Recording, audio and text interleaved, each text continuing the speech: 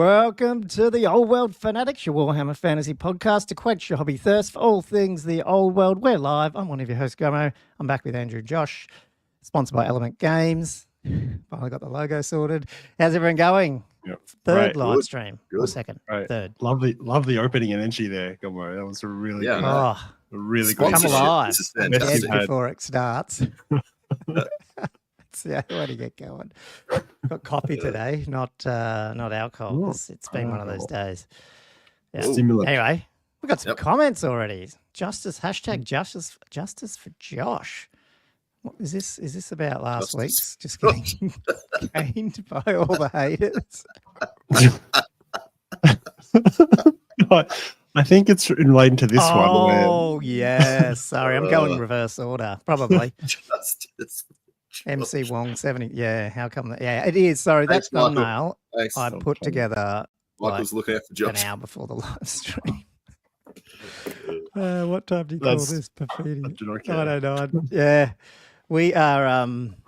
Yeah, it's very organised today as usual. Yep. But I think you think monthly live streams would be like well prepped, but they somehow crop up on us within about 2 hours. We go, oh shit! It ends up being supposed to be the same level of prep as normal. In our defence, we tried this time, didn't we? We put out messages to each other almost a week ago about the topic today, and then really didn't do anything on it, which is kind of fun. But we probably did individually, but yeah. Who else we got here today? I got Cam's obviously going to bed, but he's pretty excited for the High Elves. We're going to talk a little bit of High Elves today, and poor Cam's going to miss out because he's got to go to bed. That's fair enough. He's got important work on, I'd assume, tomorrow. We'll talk a little bit because we got some news. I guess this week we'll get a little bit more of those almanacs. I think this one wasn't really an almanac, was it? It was more just this is what you can buy, order. Yeah. Pretty funny that some people are going to get the pre-orders for High Elves up in Australia. Actually, no, we're not. We're delayed, aren't we? Oh, crap. That's right. So it's not going pre-ordered this week, as usual. I was going to say, we're almost getting pre-orders before we've even got the Empire stuff back here. Perfidy's hyped. Yeah, look, Perfidy's. I'm so hyped for High Elves as well. Man, they're obviously popular. I just got smacked with them. They're one of the most popular factions, of course. Massively popular. Yeah. It's incredible they've waited this long to release them, really. Elves in general, aren't they? And there's been zip. Elves are always, there's been no elf. You're right. There's been no elf releases at all. Yeah. They are typically their most popular faction. One of them isn't even in the game. Yes. And if Danny had his way, would be completely removed from the game, apparently. Yeah. Well, I'm almost. I'm pretty sure he was making a joke about it. I feel like, Andrew's weird because he plays dwarves and elves, and then dwarves, probably don't want to, they've got a bit of a love-hate relationship. Yeah. I'm trying to mediate. I'm just in the middle. Yeah. That's an interesting one. Purvis says he suspects the most popular faction, certainly the most popular good guys. I wonder if that's true. I don't know. I mean, maybe it is, but I don't know. That's not a question, but I wonder if it is. Do you reckon it in the big long scheme of all the fantasy editions, it eclipses even Empire and stuff as well, and dwarves, do you think? At least High Elves I'm talking about, not elves added together. High Elves. I mean, the fourth ed box would have helped. Empire's that popular. initial thing, but yeah. I don't know. That's an interesting I feel like one. Brett's, I don't think Brett's would be. Brett's had a renaissance with all this release and stuff. Yeah.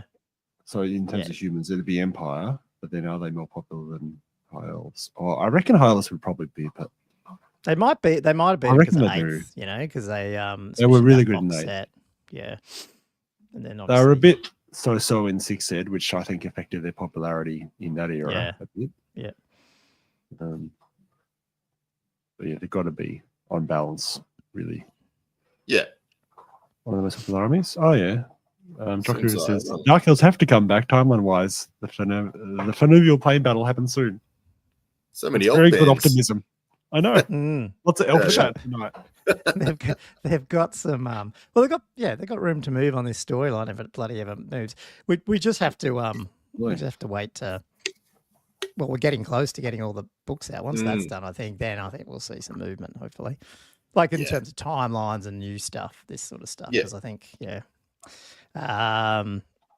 Cam's. We will talk about it. Cam's saying hype Biv too. So Andrew, myself, and Cam are catching up on Thursday to chat all things Biv, which is Battle in the Vines, which we're going to try and resurrect this year as a one-day. At this point, a one-day tournament. Don't know if I'm supposed to say anything more, but we'll see. Hopefully, somewhere in the Newcastle area. The chat in that WhatsApp group is very intriguing. Yeah, and obviously Josh is involved, but he's obviously not up here, so it's a little bit. I'm very peripherally involved. At this point, I don't even know if I'll be able to make it up or not. Yeah, well, that's true. Yeah, especially for one day. It's really like... Yeah. Classic. There's only so many interstate events I can sort of budget a year. Yeah. Into my hobby. Get past the gatekeeper. There's only so many.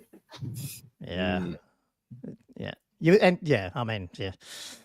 I struggle to get to them, and I don't even have the child issue much anymore. But it is what it is. You just get busy. What else have we got here? I'm just going through these comments. Josh is involved. He has to carry the mixed stands. This is going to be his recurrent joke now. Is mixed stands on my head forever. I'm deliberately going to make some funny thumbnails now. Great. Great. My face is going to be obscured for every thumbnail for the live stream from something. Yeah. Oh.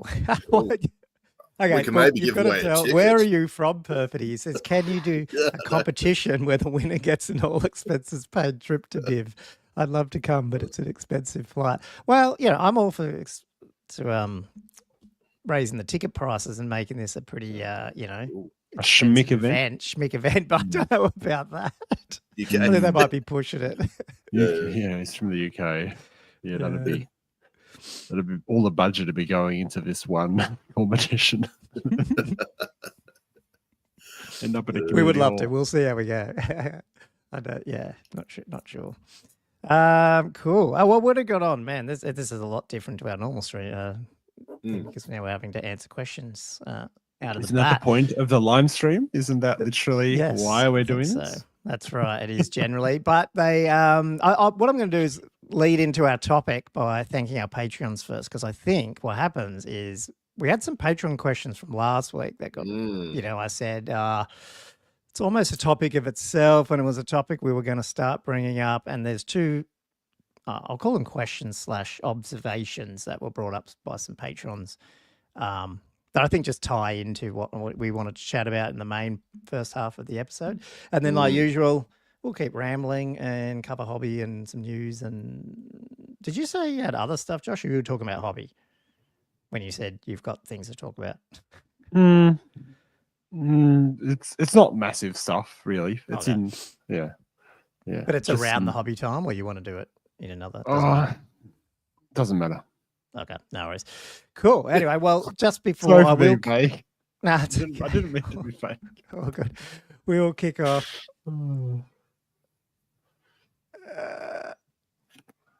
What was that one? You got to put that up before I get Josh.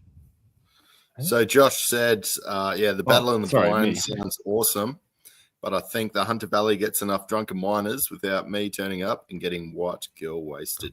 Nice. What? Is Josh Victoria? Is that Josh? Is that someone that's down your way, Josh, or not? I'm not sure. Where's Josh from? I can't remember. Okay, anyway. Well, I can't keep up with these. You guys will have to. Well, he's a miner. Maybe he does live around Newcastle. Well, yeah, that's the thing. Yeah, I feel like if he's Victorian, he wouldn't know. No, true. Must be, yeah. Oh, no, he's saying UK, though. Oh, no, I'm getting confused. Sorry, I'm an idiot. Don't worry about that. Okay, let's get on to thanking our patrons. So I feel like Victorians wouldn't say white girl. Yeah, that's For those who don't know, thanks for coming on. Thanks for obviously watching our live stream. But it is only enabled because we've got a patron over there, and a bunch of these people here are probably patrons as well. I don't always marry up the name and the nickname on Patreon, so sorry about that. But if you're first time watching us, we do have a Patreon over on patreon.com/oldworldfanatics. We do have a pretty vocal private Discord channel happening over there, and they're sending us questions, which again, like I said, we'll probably cover a little bit into our main topic today. But yeah, just wanted to give them a big shout out, like, subscribe on YouTube, all that sort of stuff. And you do get me an awesome red shout out halfway through the show of all our patrons. We have a new one this week as well. Great, so I want to say a big thank you. And I will try and not, we'll see. I'll try and do something different. So Jelley and one of our other patrons don't get merged together like sometimes I do. Oh, I was really hoping for some hardcore merging this week. Just really, really lean hard into it. We'll see. We'll see what I feel like when I get there and start reading it off. Yeah. But what I will do, let's bring up one of the two observations / Sean. So he's our resident elf. He did our high elf actual faction focus way back when. We'll have to do another one soon. Yes. Get the master back on. Actually, I'll throw another question up quickly. Jarrett Kruger said also high elf Arcane Journal focus when? Well, when we get sent the faction, the Arcane Journals first, we will definitely do them. Yeah. Right now, we don't even get them. So unfortunately, I don't know when. I'm sure we'll do one though, because Andrew, you're going to be pretty keen to chat. Oh, I can't wait. Like I'm amped. Hopefully it won't be as, not that the dwarf one was bad, but it didn't. To me, it just didn't change the tactics up a heap. And the the Empire's a bit like that too. So it would be good the dwarf to one give you can play the armies of infamy. Yeah, like you can play them. Yeah, just be good to have like a bit more of a, almost a completely different feel to play that army.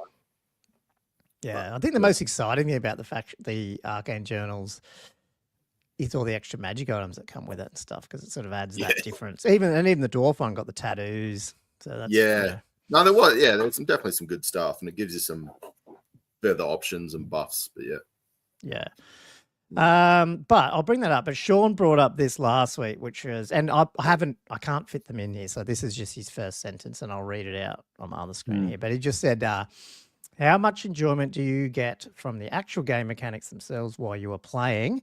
Coming home from playing at club tonight, I realized I would have had a good time playing any war game, and in fact, the game of Old World itself was a bit boring. He played dwarves versus wood elves, which I guess maybe.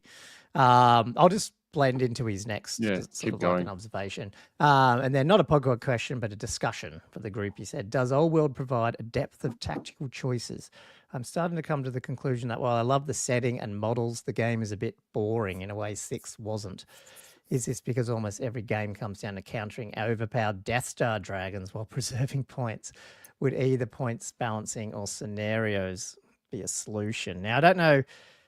Wouldn't mind touching a few little things there, but without giving away the whole main topic, because I've also got Gilthos's comment there. What do you... I mean, we don't have short on, so I'm not sure. But what do you mean when he said a bit boring in a way 6th wasn't? Do you reckon that's just what he's saying in terms of you weren't obviously counteracting massive dragons in the... I think that's... It's pretty much that. There wasn't anything else. It's not like 6th had... Because when I think about 6th, my negative of 6th, and it's not even a negative, it's just when I was playing 6th, having played 8th, I missed, especially like Empire, I missed demigriffs, and I missed like some of the new stuff that 8th brought, and suddenly you felt like it was like it was lacking. Even the Tomb King stuff. Well, Empire list was not great. Necro Sphinxes, all the cool models I had in 8th, suddenly I didn't have them. And it wasn't because 6 is a bad game.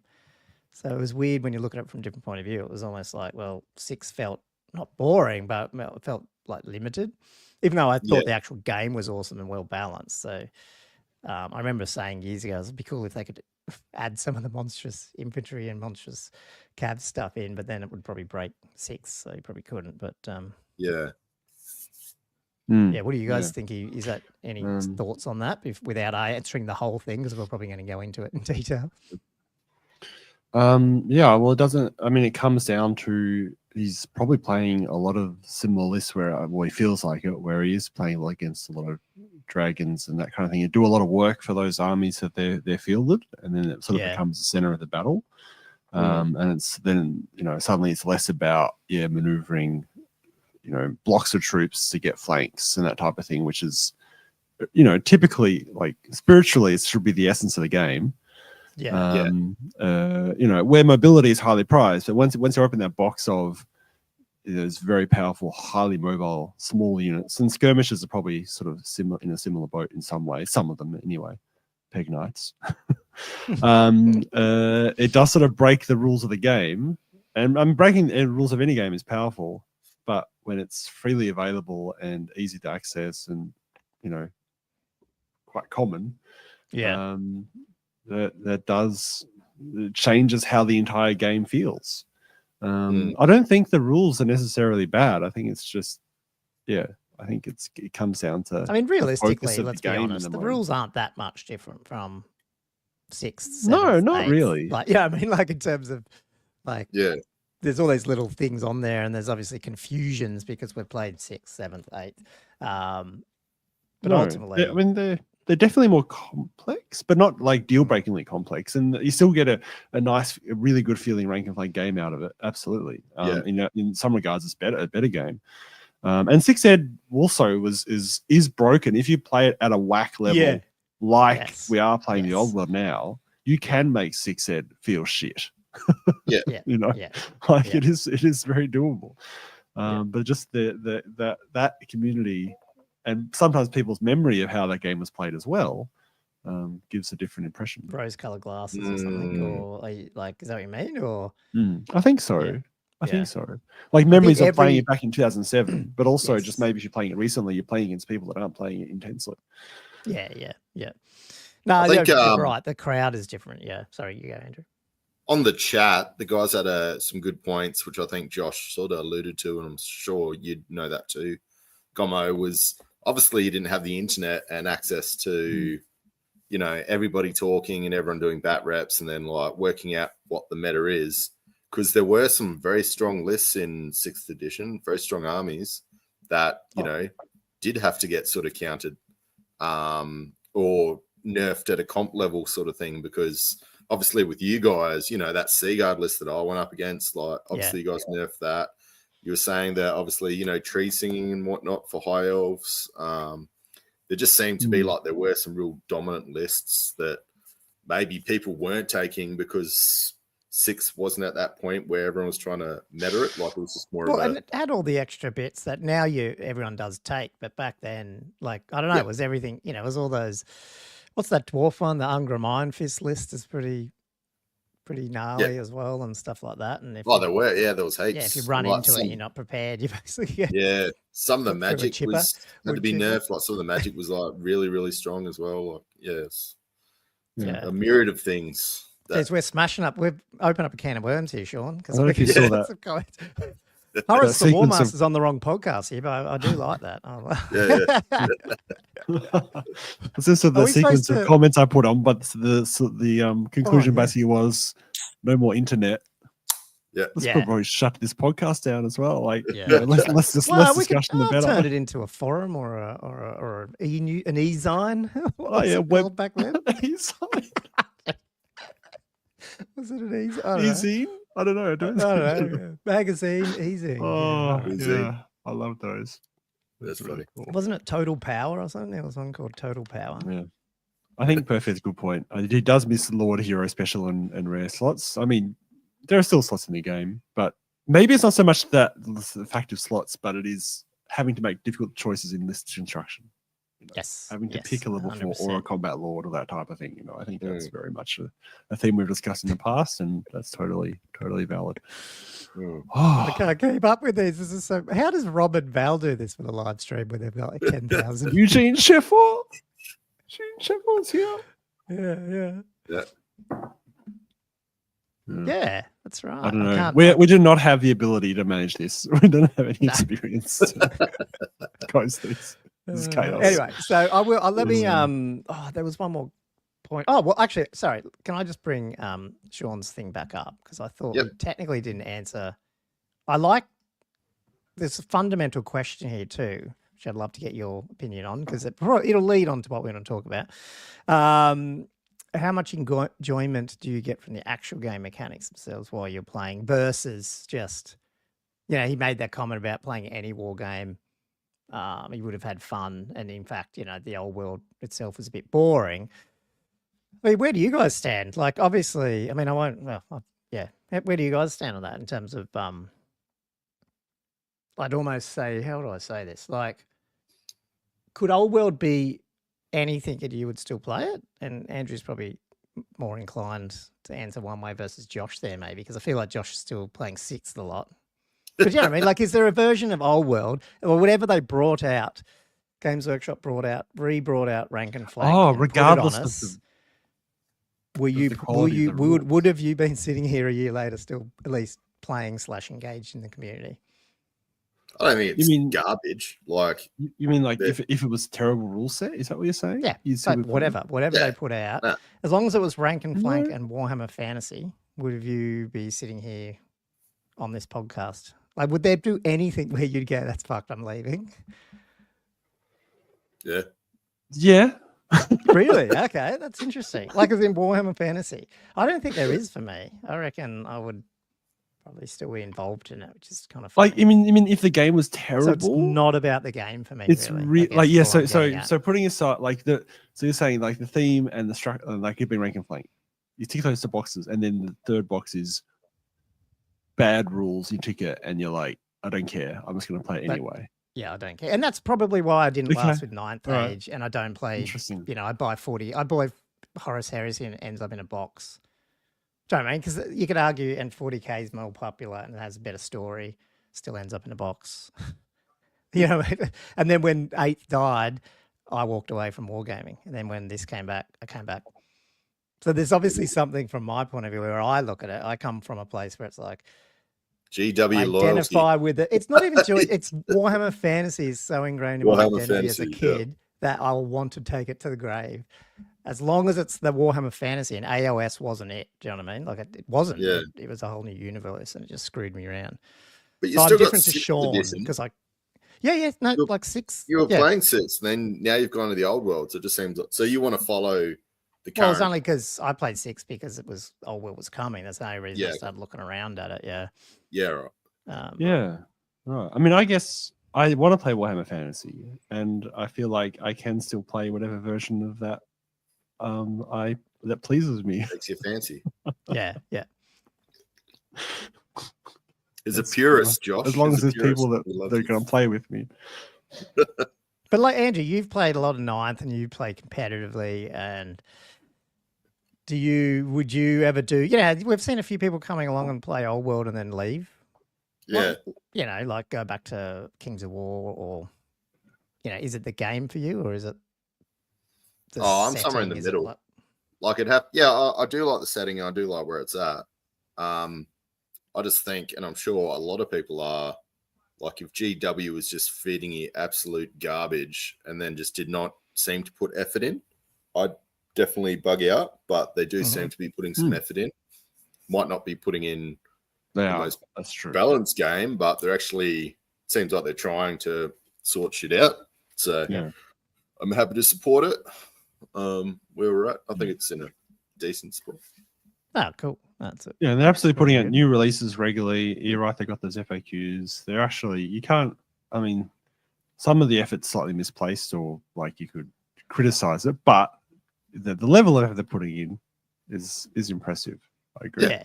Yeah, especially right now when we're about to get High Elves, and then we're already seeing leaks. Yes, we did see someone else posted somewhere. Who was that? Going back in the chat there about the Wood Elf leaks. We've got a picture of that up in news. We'll chat about that. Yeah, we did see that. So, I mean, I think that was sort of our rumor ages ago that most of this stuff's done and printed, and Arcane journals are printed. Remember, we were making those comments a few months back where it's like, nothing in the Arcane journals is going to balance the game because they've already done. That was my thing. They were already. I think it's a valid theory. Yeah. I reckon.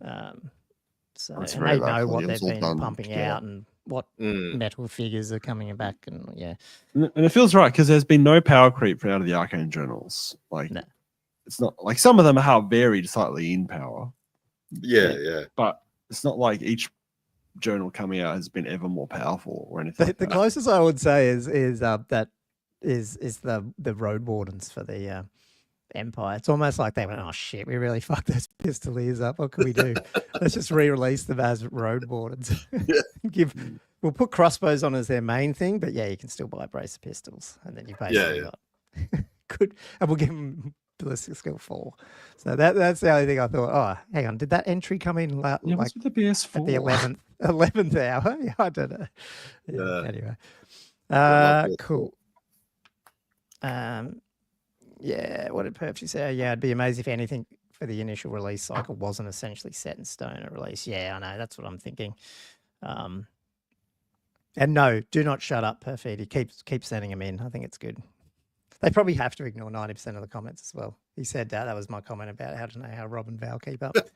But we did have a question. This is going to lead on. So if you haven't gotten on, and maybe it'll be in the title if you're listening to this back, we chatted about this the other week, where the topic today is comp / it's not how to fix old world, because I don't think it's broken.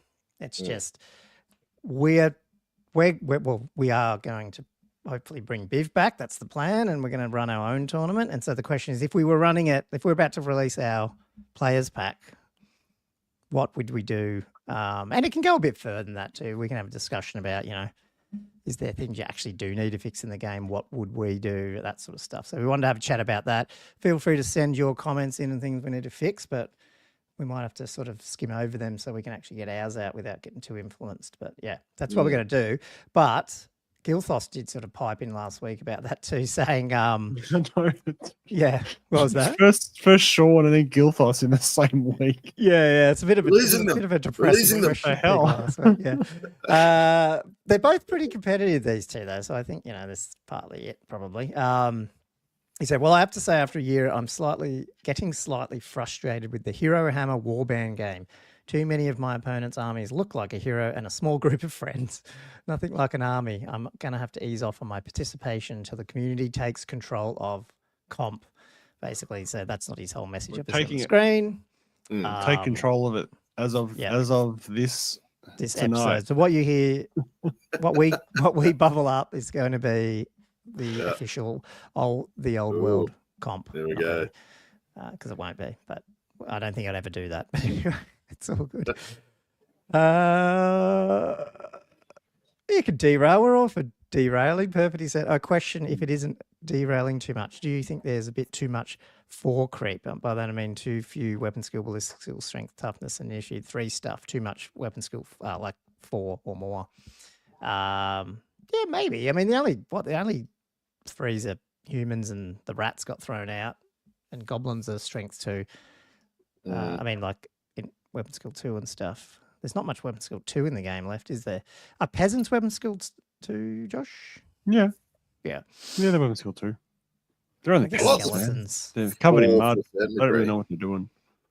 Shows you like the elitist for like the humans and the elves. They're like the elite guys. So I do like that 4 creep in carefully sort of like painted out there. Yeah, I think he's saying that. Do they put too much? Is there too much now? I don't know. Yeah, it might be. I think so. Maybe they've just overcosted safe troops. Off our world. Those are your flag bearers of 3s across the board, right? Yeah. We never see them because they're just too expensive to field. Yeah, they don't really have any rules. That's the thing. They don't have any rules, but that's what I mean. Yeah. Like, if you have stuff with 3s on it, you need to have a function, or be cheap enough that it doesn't matter they don't have a function. Almost, it's like the peasants. Weapon skill 6, white lions. Yeah, rumor has it the super. Well, there was another. Did you guys go back and see? And the ground knights are weapon skill 6. So now I'm just like, Swordmasters used to be weapon skill 6 as well. But I think Swordmasters would be like the ultimate in. So what weapon skill are Swordmasters now? This is 5. Oh, okay. I think in 6th edition they used to be 6, didn't they? Yeah, well, I'm pretty sure in 6th they're 6. So that surprises me if they're only 5. And yet white lions, super white lions. Here's inspiring. Oh, thank you. I don't know what We these should have are. mentioned people can if you miss not that I should anyway. If we miss your comments, you can super chat them if Oh, you currently. want to. Oh, there you go. Swordmasters. I Andrew didn't even know Harris. that. Hey, how about that one? Didn't know there's 6 currently. Well, there you go. Yeah, that doesn't It is surprise me. compared There we to go. mine, yeah. Drawmasters, okay, War Dancers, it's got 6. Wow.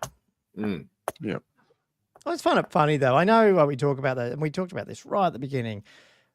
Could they change, and they didn't obviously, but could they change the scale, like sort of what they've done in 40k, where it's like they got the 0 to 10 sort of thing, which is not really 0 to 10 anymore, because now you can go over that with movement and all that sort of stuff. And you're like, yeah, should they make more use of it? You know what I mean? Rather than it all jammed around weapons, because it feels like everything's jammed around 3 and 4. But then to wound things that are better, you just need to roll 6s. So you're just continually fishing for 6s for high stuff anyway. So it's like, maybe they blended it out a bit more somehow. But that's a bigger change. Sorry, we did miss this one right back. I don't know if you guys saw it, but MC Wong said, wasn't the guts of the High Elf Arcane journal leaked?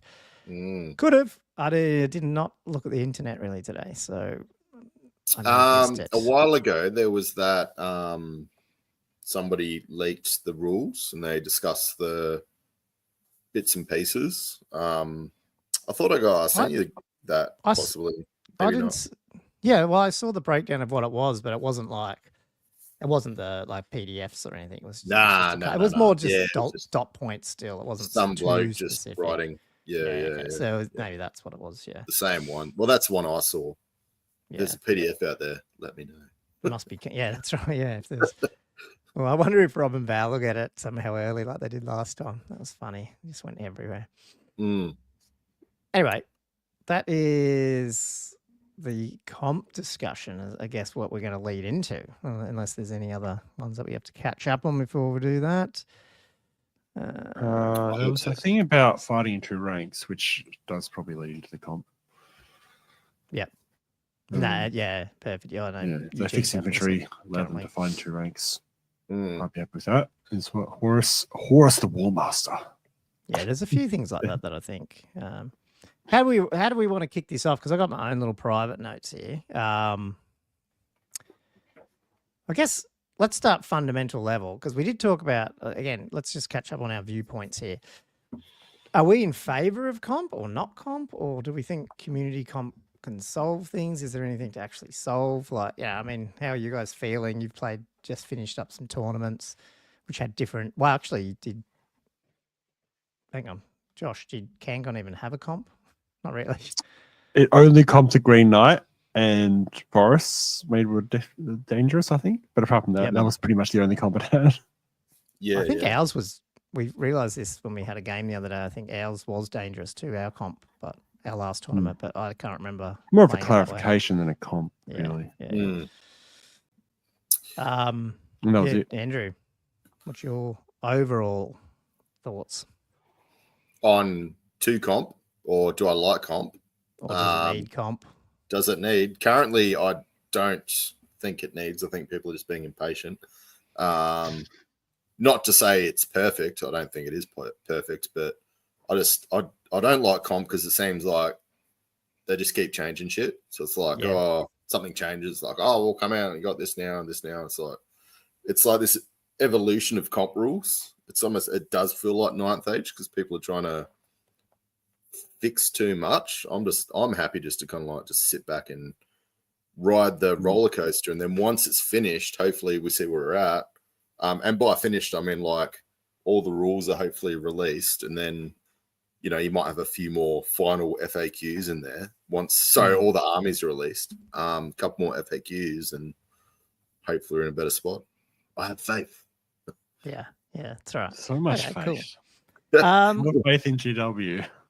So I don't know how you guys structured your ideas, but like I started trying to put mine into. I don't know. It fell into different things. Like there's a composition thing. There's like erratas. There's like new rules maybe they could bring in. There's scenario-y type things. So I guess we probably just go through our list one by one, and it's not really in any order because I don't think we really prepped to have the same things. But maybe at the end, what'd be really cool is like what I'd love to get out of it is there any ideas that bubble to the surface where if you pick 2 or 3 of them, you've got a good candidate to go, okay, that's actually probably, if you tried that, you might see a difference, you know. That's what I was, yeah, it's got his Everyone loves the I endless. love how people like notice shit in our backgrounds, and I just don't even think. You had to tell me that the other day when I was talking about my daughter with dead body bits, and you're like, yeah, I've got antlers in the back. I'm like, oh yeah, didn't even notice. It's funny. That's it. Yeah, actually, well, and there was another thing I was thinking. Rather than just list it, is there any particular things we should even target? Like, you guys got an idea? Can you summarize what you think? Is it too hard to do that? Or like in terms of what needs even comping at a large group of things, if like a larger level? Like, is there particular things you guys are targeting, or you just want that to come out as we talk through? No, there's a couple. I mean, I have a fairly, I've kept it quite short because I feel like any kind of comp system, as you say, the minimal changes, the better. And I didn't get into, erratas or changing too much. Okay. But the things that I targeted was the prevalence of characters and the lack of static combat resident infantry. Okay, and that is about it. Yep, I like it. Yep. That's my first one was infantry. Like, I put 4 things. Was it 4? It was sort of 3 to 4, which was 3 that I cared about, to be honest, and that's infantry. I guess this is your character point, Josh, but it's the fact that it feels like you need to take all-powerful characters, which generally are dragons, or if you don't, you need to be very worried about them.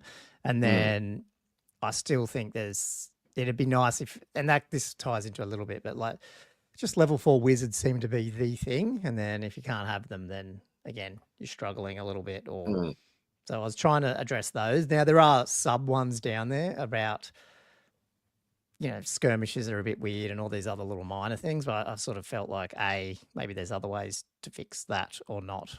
Based on above 3, that's what I was sort of getting at. Yeah. There's only so many things you can change in a comp system before you're making a whole new game.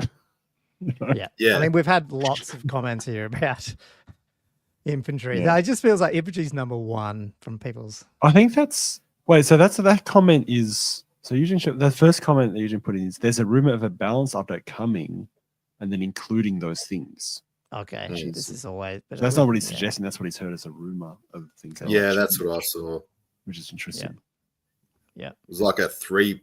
All of which sound amazing. Yeah. 3+. If there are official rule changes, that would be really cool. They've just got behemoths. I wouldn't do them as a comp. Not even monstrous, not even monsters, just behemoths. That's interesting too. Yeah. I've got an idea for infantry for personally. Well, let's start. Yeah, let's start going. But I was going to say, did you want to? Because you both said infantry. Did you have 1 point or one thing fixed for infantry, or like a quick fix for infantry that you reckon? Well, but I joined into a few different things with infantry. Okay. But it was all to do with static combat res, so I guess it's to do. Josh will probably have similar things. So obviously, I had stuff you have. Everyone gets all the infantry get +1 additional rank, like basically back to 8. Was it 8? Yeah, all of them really. In terms of their additional static combat res. Very popular change. I also said monsters can't, so I'd take close order off monsters, so behemoths and monstrous creatures. They just lose it. So effectively, you are, doubling up on making infantry slightly better there again. Those are the 2 changes I'd do. Right. I did play around. Each of mine have, this is what I do, but then I had these other little ideas. And the other ones were things like the Horde rule increases your max rank bonus by 1, which obviously would still be in the game. But I was like, I wonder if you could push Horde to 2. So not only now have you gone infantry get an extra combat res. Oh gosh, okay. You're getting very excited with this. So I was like, so it'd be like what, basically trying to +5? say, take some, take some big units of infantry, that aren't just fucking. That is fun actually. I do like that. That's ridiculous because suddenly you're getting a +4. Yeah, come on, get my big rat unit. Yeah. That'd be insane.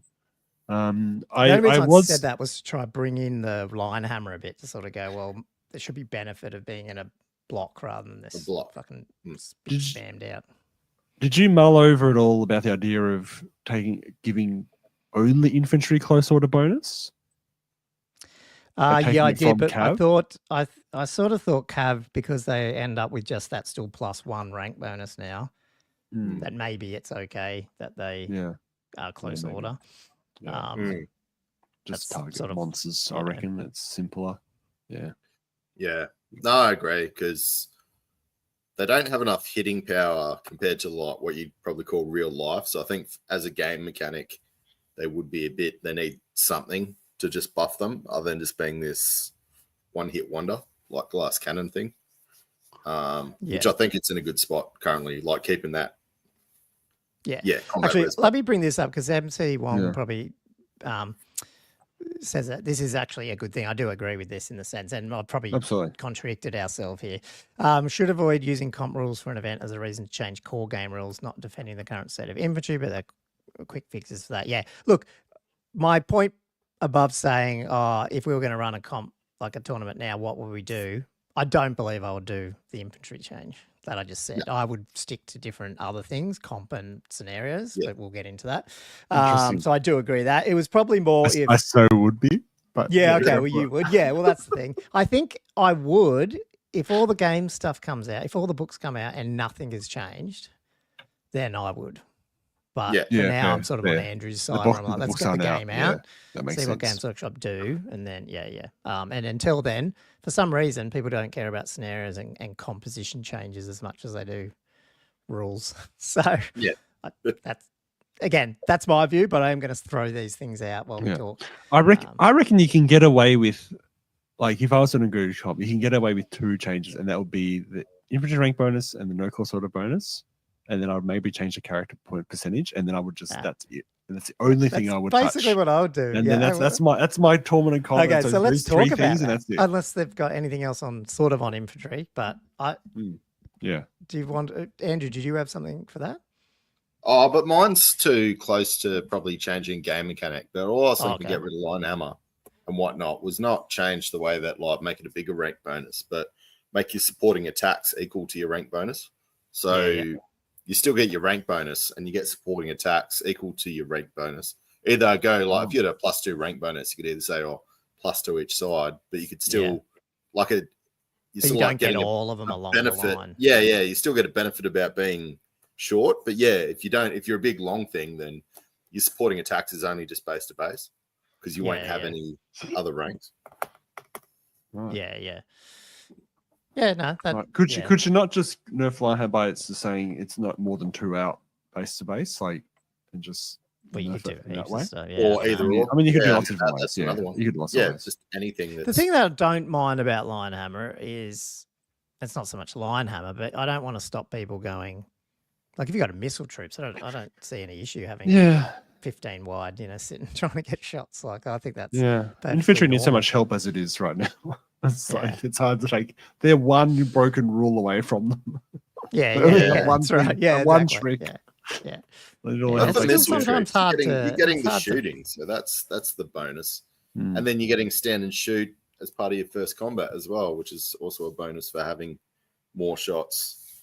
I don't like the idea of having like ranked up infantry traditionally being wide.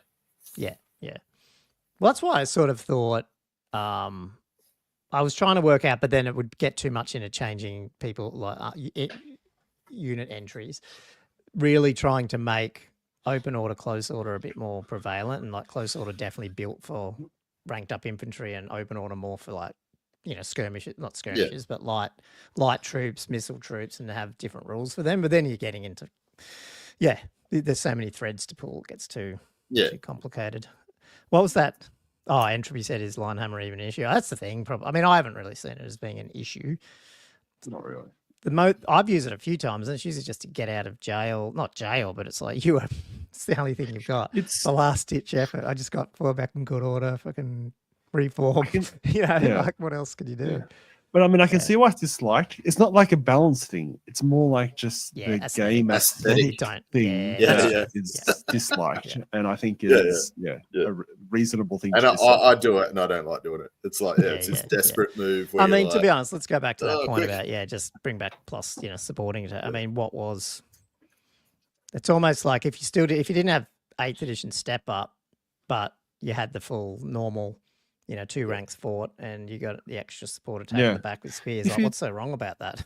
It forces you into rank.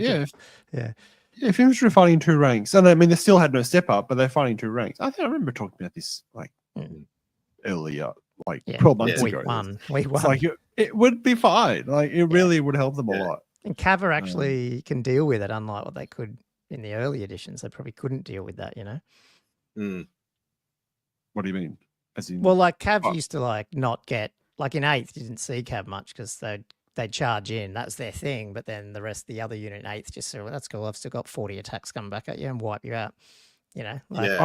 Also, they were effectively all the units were stubborn because of steadfast. Yeah, as well. Yeah. Like, it was just everything. Which they are still again. And now, also, they weren't fighting. They were fighting initiative order. There was no bonus for charging.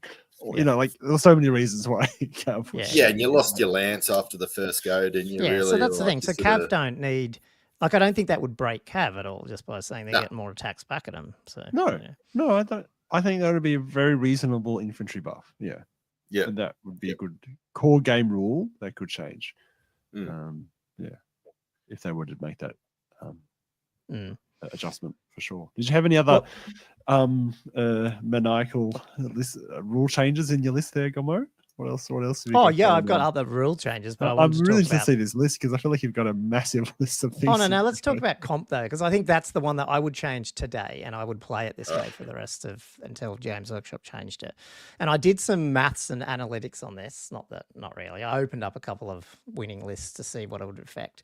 I would make. I'm still being generous here, I reckon.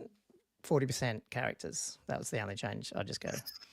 So it's still pretty high, but it takes That's off. high. That's gentle. 200. Yeah, I was going to do 35, and then I went. I went for 35. Did you? Yeah, I went into 40, and it still knocks out a bunch of, without going and opening them all up, which we can, but we'll probably run out of time. You see a lot of, for Bretts, for example, you see a lot of Baron, Duke, Paladin, and depending on the list, Wizard or Green Knight, that sort of combinations. That it wipes that. You have to pick and choose. This is a 2000, sorry, isn't it? Yeah, so this is a 2000, so that's the most popular one. You can't really get a double Necro Dragon in Tomb Kings. Like, you have to really be... You can, I think, but you don't get any magic items on them. It smashes that one down. The VC one, it smashes down. I think it smashes down the Chaos, like Chaos Lord, Chaos level 4. You're seeing you can very fit, expensive. I think you can fit Chaos. Oh, you can fit Chaos Lord. The other ones you see is like Chaos Lord on a Manticore with 2 level 4s running around. Can't do that. There's heaps of them that just chew into it to the point where, going back to your point, John, and at 50% characters, you don't need to make any hard choice. You don't. You really don't. There's no hard choice. And as Gilthos says, it's a general with a band of friends at that size. Yes. Yeah. So I'd like the high characters because I like the fact that you can get into an army quick and all that, and you can see dragons and monsters, but 50 is just too high. And like I said, my gut feel was 35, and then I went, well, if you give it a bit more, so you still have, because it's fun to play with toys. You also don't want to go, oh, I can never field a level 4 and a Chaos Lord or something. Like, you should be able to do it. But I'll give you 37.5, which works out to be 750 points. 50, okay. Well, you spot me 50 points. Yeah, okay. Yeah, that's funny. Yeah. Whereas I think what gave the Throne of Skulls, which has been beaten to death, the 25% max character just doesn't solve anything. No, it's not. Yeah. It actually completely destroys some characters, like a Chaos Lord on Dragon, that type of thing. You just physically can't take it because you can't really afford any other. That's what I don't want. I want you to be able to take which is ridiculous. Yeah. You should be able to make that choice. You're like, I want to take this at this, and just sacrifice all this other stuff. I don't have any magic. I just got the best Chaos Dragon Lord in the game. Good, I'll play. I feel like that's a much better way of taking it. I feel it's a bit of a soft landing. Like I don't think I wouldn't go out and say it doesn't. I think it's better than what it was previously. Oh, the Throne of Skulls comp, you mean? Throne of Skulls, yeah. But it's a soft landing. Like, for me, it's definitely not. You're not. The only thing I'd say is it's only ever affected one person I've ever played, and that was Ben's Chaos list. I don't think I've played anything else. Yeah, because I don't think Oh, maybe I Star played Dragons, Andrew. maybe? Did you play the Star Dragon once? Maybe the I did play the Star Dragon, and definitely things like you start putting on honors, and then same with vamps really as well. The vamp, you start having like vampiric powers plus your 100 points. Those definitely. So chaos, high elf, and vamp. I think were the three big ones that I know. Perfectly. Yeah. If you really want to go back to slots, you got to go back to play 6. Mate. There's no other way you're getting. Bring back slots. I don't really care about the Lord and Hero, only because I feel like the cool thing about not having it is they can play around, and I hope they play around later. But there's more variance in the characters. There is some that are really you can't really. I'd love to get to the point where you can't tell that. Is that an old 8th edition Lord or Hero? Like, it'd be cool that it spans out over time, that it's just interesting characters. Yeah. Rather than saying, because I don't know, we went into this, everyone used to be able to look at a stat and go, oh, yeah, that's a hero level. Anyway, yeah. So, okay, well, that's, again, I think that would be something I would push hard for. And I'm not the only person here, but if we were doing a BIV thing, that would be something in it. I think that would be I'd be pushing hard for a character limit change. Yeah, I reckon just that will massively affect how the game feels. And if that was the only change you made, it almost buffs infantry as well, because you could go and feel more rare or feel more special indirectly, but you sort of have more room to take more other stuff. You do. Which might be more special infantry, or might be, whatever. So. Yeah. And then there'll be less stuff that's killing infantry around. So the infantry has more room to breathe, they can. That's right. That's the thing with this. You got to just touch it in subtle ways. Yeah, that's why you only do 1 or 2 little things and then just see what happens. Yeah. Okay. Which is what GW was saying. We won't do any balance changes because we want to see how the game plays out. But I feel like they haven't. Got to at least touch it at some point. Yeah. Well, this is the thing. They feel like they've touched. I guess they did do. They did the Fanatics rule of 3 thing and the Fanatic thing. Yeah, but they're touching like these individual things rather than. I'd argue there's not one individual thing that breaks the game generally, because if it is, it's only one army. It's interesting how with this whole discussion we haven't discussed a single specific unit. We've only talked about broad character types, which is where the problems lie. Like there isn't we haven't really a lot of the so far, like maybe we don't really know because those big monsters are warping it so much that we don't notice, but the rest of the game feels relatively balanced. Well, maybe that's a gross generalization, but it does feel relatively balanced. What would you do? Okay, well, this one's definitely a little bit more up in the air because I don't actually have a full answer. And I actually don't have an answer for this, but it's around the level 4 thing. But I did come up with a new special rule to add to Wizards to try and combat it.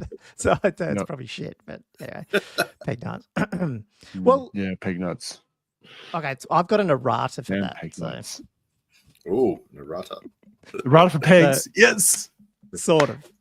Well, not pegs. I errated the Royal Pegasus. There's a mistake in the Royal Pegasus entry in the Britannique book. Ooh, yeah, there's a mistake. It's supposed to say monstrous creature, not nice. Not, love it. Yeah, not monstrous cavalry. I think it fixes it, because if you can't have that guy in with the other pegs, he's not as scary, and they're not as scary. They're still hard. They are still fucking hard, but they're not. Yeah. Everyone will just do what I did, which is put them on horses again and still have 360 motion and still quite functional. Yeah, well, that's but they're not flying. They're not flying. They don't have the extra wounds. I actually like having on horses because it meant they couldn't be targeted. Like I actually felt more. They actually were safer. Which is weird, but but they also get comp. But I think that's a nice errata. 40% character. Again, you can have your big Duke dude, but if you can't have the other guy and it adds up. And MC Wong says, Pegnut should have loner. Yeah, but it does provide.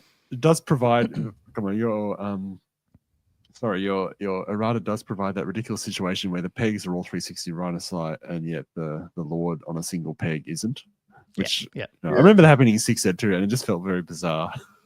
We just say he's what the story there is as a character. He's much more, he's looking out, he's surveying. He's not actually like trying to do all this shit. He's like, I'm very focused. I'm focused ahead, trying to do what that's it. Yeah. I don't know. That's it. It's that extra wound the Royal Peg has. It really covers, it blocks your peripheral vision a bit. I don't know. Those big wigs, the new model. It's so big you can't see. Yes, the new model.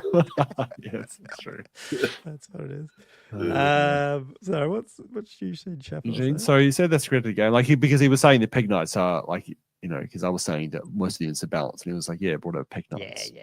And he was like, yeah, but that's they've got credits. That's the only one they can really think of. They're still chewing through the credits of just being ignored for 2 editions. That's they're chewing through that credit. Yeah, that's absolutely. Still coasting on that. Okay, wizards. Okay, what would you guys do? Because I actually didn't have a full solution without game rules changing massively for level like wizards. And I guess the thing is the 40% characters. 40% characters, I feel like does do something anyway. So I don't even know if you would need to change anything. But I was more of an interested in level. Would there be anything you could think about changing that would make level 1s and 2s and stuff and all that interesting? I think it'd just be the old. You bastard, Adam. Old Adam.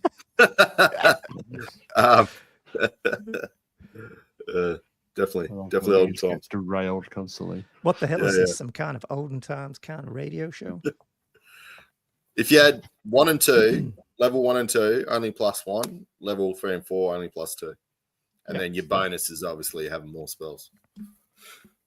I think that's a reasonable fix. Yeah, but I think it's the only thing I would change, and I think that would massively change because it means it's harder for spells to get off as well. And it makes level 2s worthwhile. Level 4's a lot less dominant. And the fated feels. Would you need to change anything else? Yeah, the fated. Yeah, it's going to mean something. Would you have more than one fated? It does buff the fated one a little bit. Yeah, that's a pretty good idea. I hadn't thought of that. Yeah. Really actually, I like that now. Yeah, level. MC1 just takes it to the next level, just ditch it entirely. Yeah. Well, the other thing you do feel like is sometimes, yes, it's a little bit about the casting, but it's also about the dispelling. I feel like you got unlimited dispels if you got a wizard. You just can keep throwing a level 2d6 level 4 as long as you're in range. 2d6 +4, 2d6 +4. So if you've got like lots of little ones and he's just domineering the 24 inches around them, they're basically useless. So I feel like sometimes it's the dispelling capabilities of level 4 rather than just the casting, if you know what I mean. Yeah, it is for sure. Are you saying to add some kind of resource in or something? Oh, no, I was just wondering, should you even limit like the amount of, like you can't cast more spells than you have, but for some reason you can dispel more spells than you have, which is a bit weird. So I wonder if that, should be changed as well. I mean, it was weird for me when I was playing the other week where I'd go all the effort of getting out all the cards for my opponent's spells and helping someone what they had. But then, unlike when I'm playing the campaign on Lancaster, it doesn't matter what they're casting. I'm just rolling dice. Like if I'm in range, I'll just roll dice. There was no strategy with that. So I don't know how you would add a resource though without making it just as complicated as any other Magic phase. Yeah. Actually worse though, because it's spread across the whole turn. So you got to remember, have I used the dispels, that type of thing in a previous phase? And then it's just I don't think you could change it the way it's designed. Without making it a massive headache. Yeah, you'd have to have tokens. And so I think we were talking about that last week, wasn't it? Or something that we'd have to, I can't remember what it was. Okay. Now I'm a bit embarrassed to bring up my Magic Conclave special rule that all wizards get. Eugene. So go for it. I want to hear it. I want to hear it. This is just to try and buff. Well, I don't know what it's trying to buff, but I just start going, I don't know. I don't even know if it doesn't really solve anything, actually. You're just writing Gommo's world. Yeah, my own rules. At the beginning of the start of turn subphase, a wizard, which is the supporting wizard, within command range of another wizard, the target may choose to enhance that other wizard's abilities, like the target wizard. Until the next start of turn subphase, the target wizard casts and dispels as if they are 1 level higher, but obviously cap out at 4. This effect does not stack, and the supporting wizard cannot cast or dispel any spells while providing this boost. So basically, trying to say that's a really cool. That's a really cool. I actually really love these little level 1s and all, and but you could do it the other way too. Like a level 4 can choose to go, I'm not doing anything, and I'm going to bump this level 1 up to a level 2 for that turn. But it actually, imagine if you could bring more little level 1s, and you can just choose. You've got extra you've got extra like signatures then. Level 1 demonologies would be fucking really good because they can have all these summoning spells, but if they don't need them, they can buff another dude.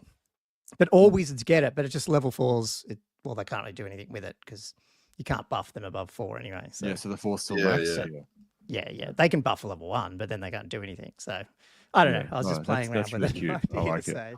Making wizards like, and then depending on the turn, you could go, I'm going to throw it all into this to make him dispel really good that turn. Yeah. Like your level 4. Anyway, it was a bit of fun, that one. It was not something that I'd actually put in. But yeah, Perfect had this one. It was level 1 0/0, level 2 +1 0, 3 1/1, level 4 +2 +1. Yeah, I thought of something like I feel like it would be hard to remember. Yeah, that's the bit. GW. Yeah, like they're trying to simplify everything. I mean, apart from all the pull back in good order, give ground, all that kind of stuff. I would have thought they complex, were, but the magic phase, they've gone really hard at making it very easy to remember what's what. I like the idea. I do like the idea, but yeah, it's definitely more complex. I think, Yeah, I think trying that one because that's 9th age, isn't it? It's 1 and 2, isn't it? Pretty much. Is it? Well, was it? I thought it was, wasn't it? 9th age did something like that. Oh, level God. 1. I don't remember. I played the most, I think, and yeah, my memory is just, shit. It sounds familiar. Maybe I'm getting confused because you also had those other cards. I don't know. Let's ignore that one. Yeah. What other things? I've got a few other rules here and little things, but is it? I guess one thing none of us brought up, so I'll bring one up because everyone does talk about it.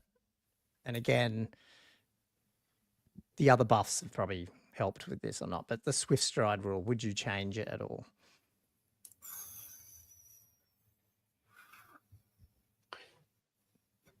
Well, you come on, man. You're asking a Bretonian whether to nerf Swift Stride. Well, it's a very unreasonable request. I didn't say nerf. You can boost it if you're on. Make it 2d6.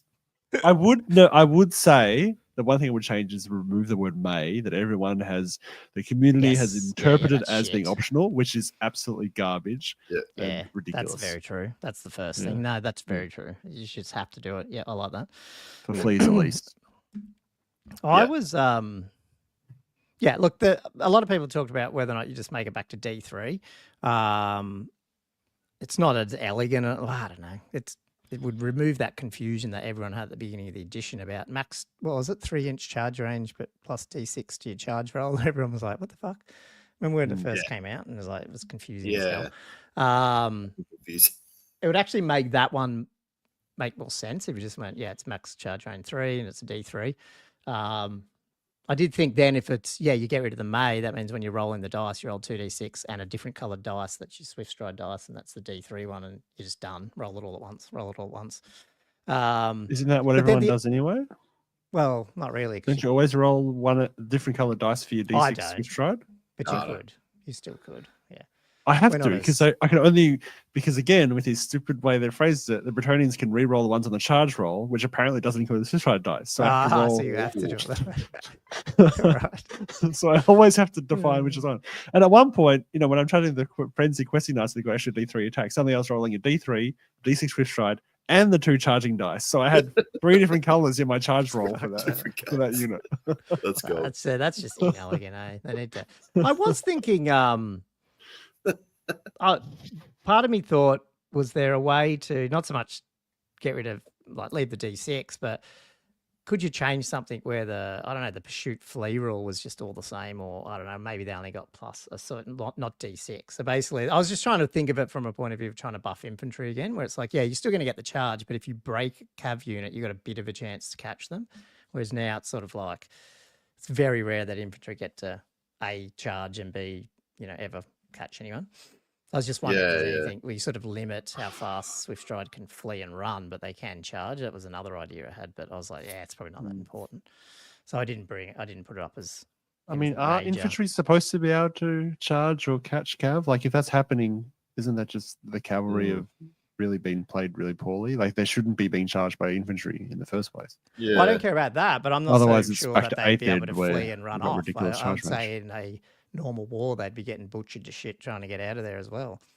Yes, okay. Why should they run off fast? You know? Yeah, the charge I disagree with, but yeah, it's not a race. The fleeing, yeah, I can see your. Because usually when you see those I mean, not that I've ever been in a war, and especially not a fantasy war.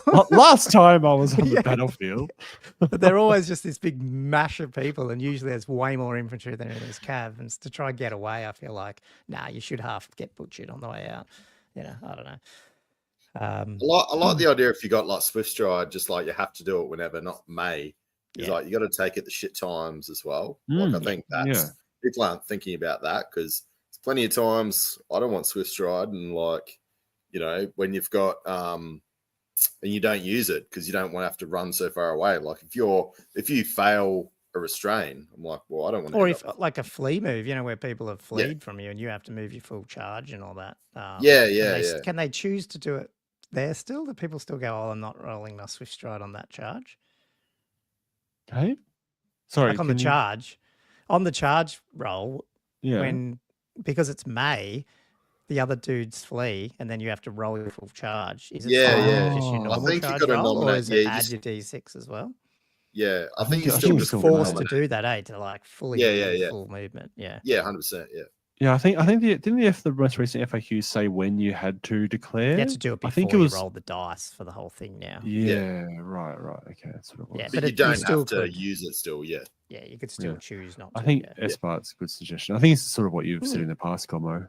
Differentiate Swift Stride between light and heavy cav and make it D3 for heavy. I think so. I think that needs to be reasonable. I like the light heavy cav thing, but I feel like there's just not much distinction. And the way rank bonuses is, you never see cav caring about rank bonus, so that whole +2 whatever they get.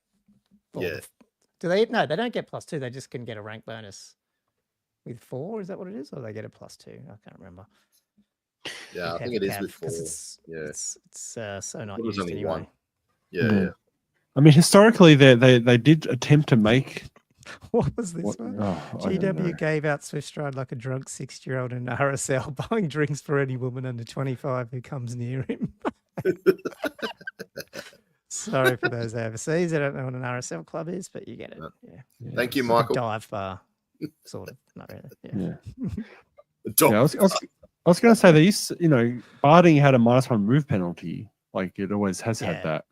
But then a lot of the armies that relied on heavy cav would have some special rule that ignored it. Like Britannique ignores that penalty. Elves, typically they move at 90 when they go to 8 doesn't really make a difference.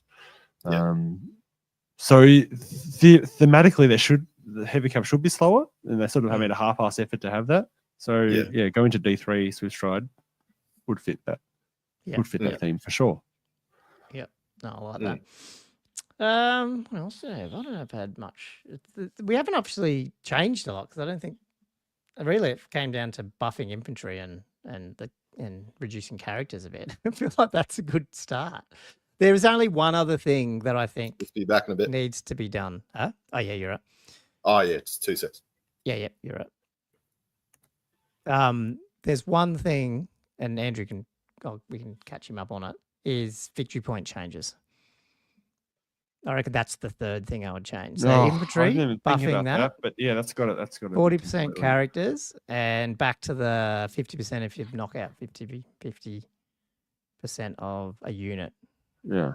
Is that what it was, an 8th? I think it was something like that anyway. Did you say 40%? Yeah, half the unit value. Yeah, sorry, 50. Yeah, I said 40% characters, and then I said VPs back to 50% if you kill 50% of the unit. Doesn't that nerf infantry? Infantry, it does a bit, but it also stops like, oh shit, I just killed 2 of your pegs and the other one ran off and I don't get any points. Yeah. I mean, I agree. It's not very, like, it doesn't feel right when you don't get any points for stuff that's almost dead. I agree. Yeah, like, and then the whole game buffs infantry in a way, in the sense they go, okay, well, maybe I won't take 20, I'll take 35, or make you have to chew through more through them. Yeah, because it's so hard to chew through them all. Yeah, I agree. But it's also it's not either wounds, it's only unit strength. So even if you take a dragon below half strength or 25%, oh yeah, no, you'd have to you don't get shit for it. So you got to I think also add that in there. as a differential, as a definition. Yeah. Now going back to a few weeks or months ago when we were talking about trying to stop the big, 140 skeleton shooting archer block thing, I was mulling around with ideas around, well, maybe if they're horde or they're certain things that you actually get points per. Yeah, it's just the percentage of how many you've actually killed. That's what you get, not a 40%. It's just, if you take out 35 of 100, you get 35%. Like, just actually make it straight. But then I like just make the it idea killed. Sort of, oh man, the accounting of that at the end of the game. Yeah, that's a lot of adding up. Yeah. How many models or But I think you just with monsters and stuff, you just need to put that extra caveat that you get, I don't know what it is, maybe it is half, same thing, half if they're down below half wounds. I don't know. You just have to add in wounds. You just have to say either below half unit strength or original wounds, starting wounds. Yeah. Which I'm pretty sure is exactly how they worded it in Nathan's 6 ed. Oh, is it? Oh, there you go. So you're the scholar there. Yeah, okay. Yeah, well that's good. Yeah. No, I think that change would again it stops the monster side Death Stars, like the hoarding of points. It doesn't stop the infantry. Like you'd still get 140 skeletons and sit there and it'd be hard to get through them all. But then you can't say infantry suck, at some point. Like it's like I don't know.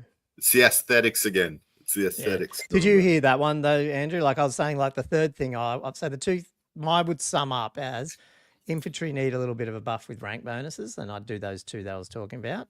Yeah. Well, the two is in the infantry +1 rank bonus. Monsters don't get close order. That one.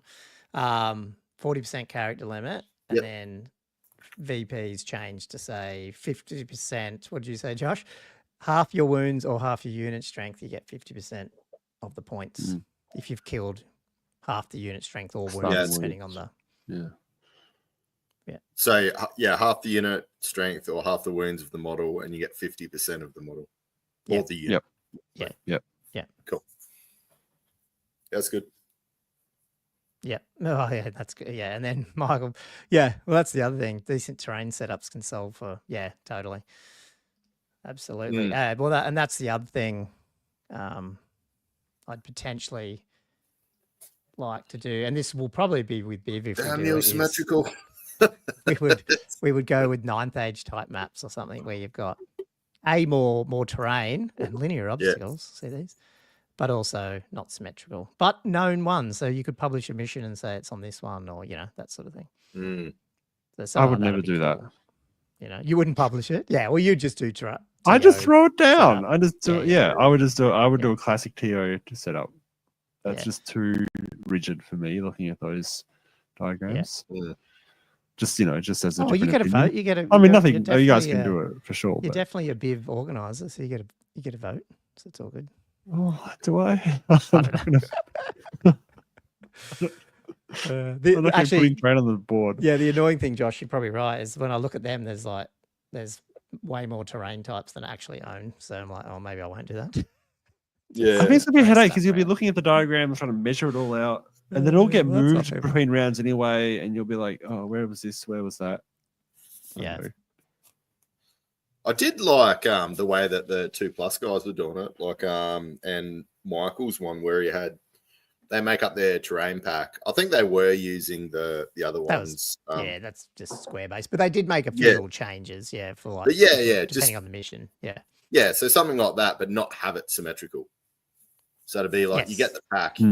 Get the mission. Yeah, well, that's what I was saying with that. Yeah, that's what I did. Yeah, because they're not symmetrical, are they? Yeah. Yeah. So you can get as part of the scenarios, you can put your scenario in there, and then at least you're gonna have what you're gonna be coming into with scenarios. Or else, like sometimes you can have a scenario, and the terrain is so out of there, it doesn't marry up to the scenario, sort of thing. Like, and that's why I'm cool. Like that's why I'm playing the middle ground where I hate symmetrical, but I like a bit of thought. I don't mind if people have put a bit of thought in to say, well, this terrain, these 2 maps or 3 maps that are not symmetrical, asymmetrical, however you say, are suited for that type of mission, because there's not going to be some crazy thing that totally kills someone if they get on the wrong side. Like a giant piece of impassable or just shitty layouts just happen to screw you over too much.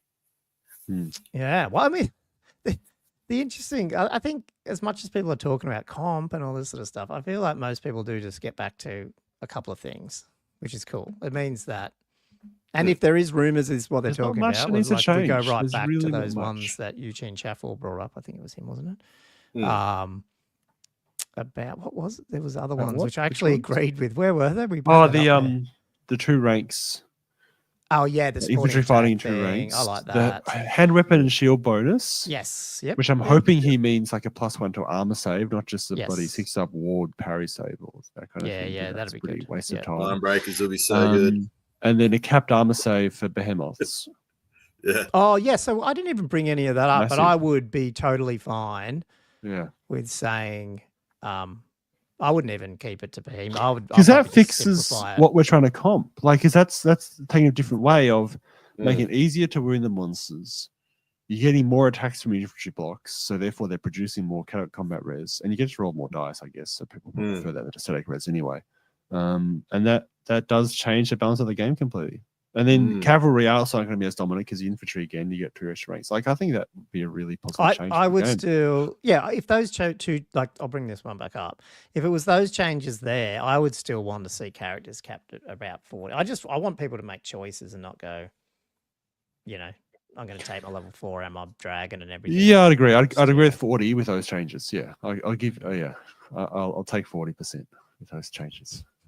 I reckon those changes, like, I don't know, I'd still go almost 50 because I'd like to see heaps of smaller characters, which I think you'd be allowed to use more just to buff up. Like, I don't know. I don't know how many dragons you'd see. If you've got a dragon, it can only have a 3+ save. You're sinking a lot of points into that. Where's it 3+ save there? That was what he said before. He did say the cap was 3. He was stepping armor saves. And it was, So that's why. So not a great cap. I was hoping before, but yeah. Well, they'd have to be up at 5 up, basically. The character limit for me is not necessarily like it is a balance issue in the game right now, but just because the monsters are overpowered. But I also just want the character cap dropped because I feel like it feels more like a Warhammer army. Exactly. That's what I'm trying. Yeah, no, 100%. You're spending, even if it's not infantry, even if it's more, I don't know, spiders like the Scorpion Riders on Tomb Kings it's cav on something else. I don't care, but it looks more like an army and not just 3 big characters and a support crew. That's my thing. Like, bring the characters down. Yeah. The thing is, even if you just push the army sizes up to like 24 or 100 or something, the character limit still being 50% means those characters still really dominate the battles just because there's so many points putting them as a proportion of the army. And look, maybe people have been talking about that the army sizes might go up over time. People will be paying 2,400. So if you capped it at I think 2,400 work well at CanCon, to be honest. Yeah, didn't feel like the game was taking very long. Most of them I finished quite easily. But like, if you had a 40% cap, you would then still have the equivalent of, 1,000 points in characters almost, or whatever it is. And then what you got now, but you just got a lot more other toys in there as well. So again, it would look more Warhammer-ish. So the problem with 40% is it's 960. Yeah. But I mean, it depends on what, again, it all comes down to what, what's it at 2,500 points? You need to get a 41.6% cap to get exactly 1,000 points. The only other thing I'll do is not cap armor saves, but I'd probably potentially just go, let's just go ward or regen. I don't know, just choose your best. So you could have 2 still. Like, there might be some benefits to buying a ward if you've already got a regen, like undead, because if you lose one, you still got the other, but you still only get to have one. Like, I don't mind that as well. I think that's I think Andrew suggested that in the past, haven't you? Dice roll. Yeah. I still think, like, compared to like 6th edition, where you still saw monsters, the whole thing about they didn't get the extra wounds. I think the extra wounds is such a big buff. You don't have as much multi-wound stuff with the artillery, besides. Oh yeah, 100%. Yeah. Well, that's why they've got that. They've got 3 loads of saves. So there's layers and it synergizes. You know, it's I actually don't mind the high wounds because they can survive. You don't want them cannoned off in 2 turns or 1 turn. You want them around, but you want to be able to kill them by turn 4 or 5. You know, you want them to at least have a chance to die. And so I'd almost happy give them more wounds, but just reduce the save. So let me just keep shooting at them and then taking wounds and taking wounds. You know, like to me that's a better thing than trying to make them just this big. You can never injure them. You know, that's the They're just like, you don't even care now. Sometimes like you just put a dragon in the middle. You just like deal with this. Like, you know, how many people do that? Because they know you just can't, you just can't deal with it. Like, unless you got that specific list. So I think call me a grognard, but I still really love the idea of monsters being shot out from underneath guys and ending up on a foot, walking around at 4 inches, or all the monsters, you know, being left out of rider, taking monster reaction table checks and going crazy. I know. It's just I don't know. I didn't. I used to hate it. After running a monster. Well, what about the old? I swear the old in 3rd and 4th where you had flying high. Sorry, 4th and 5th. Oh, flying high! Oh God. There was a wasn't there the one? Imagine of them if the old world had flying high, so it's like the they had magic these bolt crazy monsters that you could shoot. Could also fly high. Dwarves had it, or someone had a bolt thrower that could shoot to people flying into high. The sky, like right up there was something sky. where you could shoot.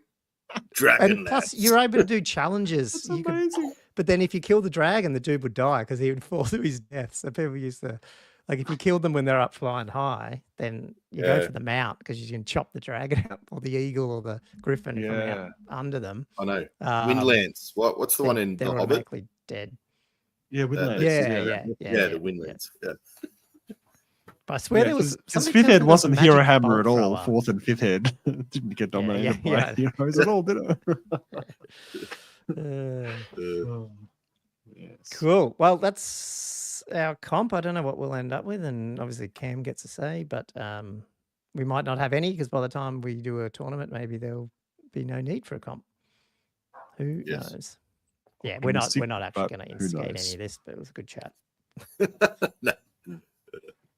If I ran a tournament, I would be, but I'm very preoccupied with my campaign.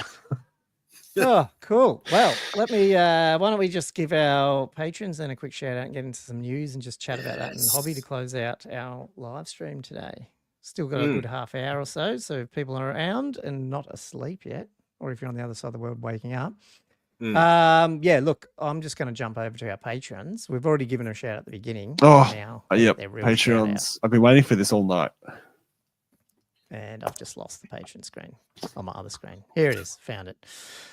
We have a new member, SporadicSanity. That's a cool one. I like that one. Thank you. Nice. 2D6 Battle Report tier. And then last week we had Mark join us as well. So yeah, thank you guys. Other than that, we've got Nick and Grant Van Der Bosch, Chris Bowler, DrunkhammerNate, Ben, ShooterLouie, Euchene Cheffaw, who's is he still on? He was on before. No, he's gone. He's gone.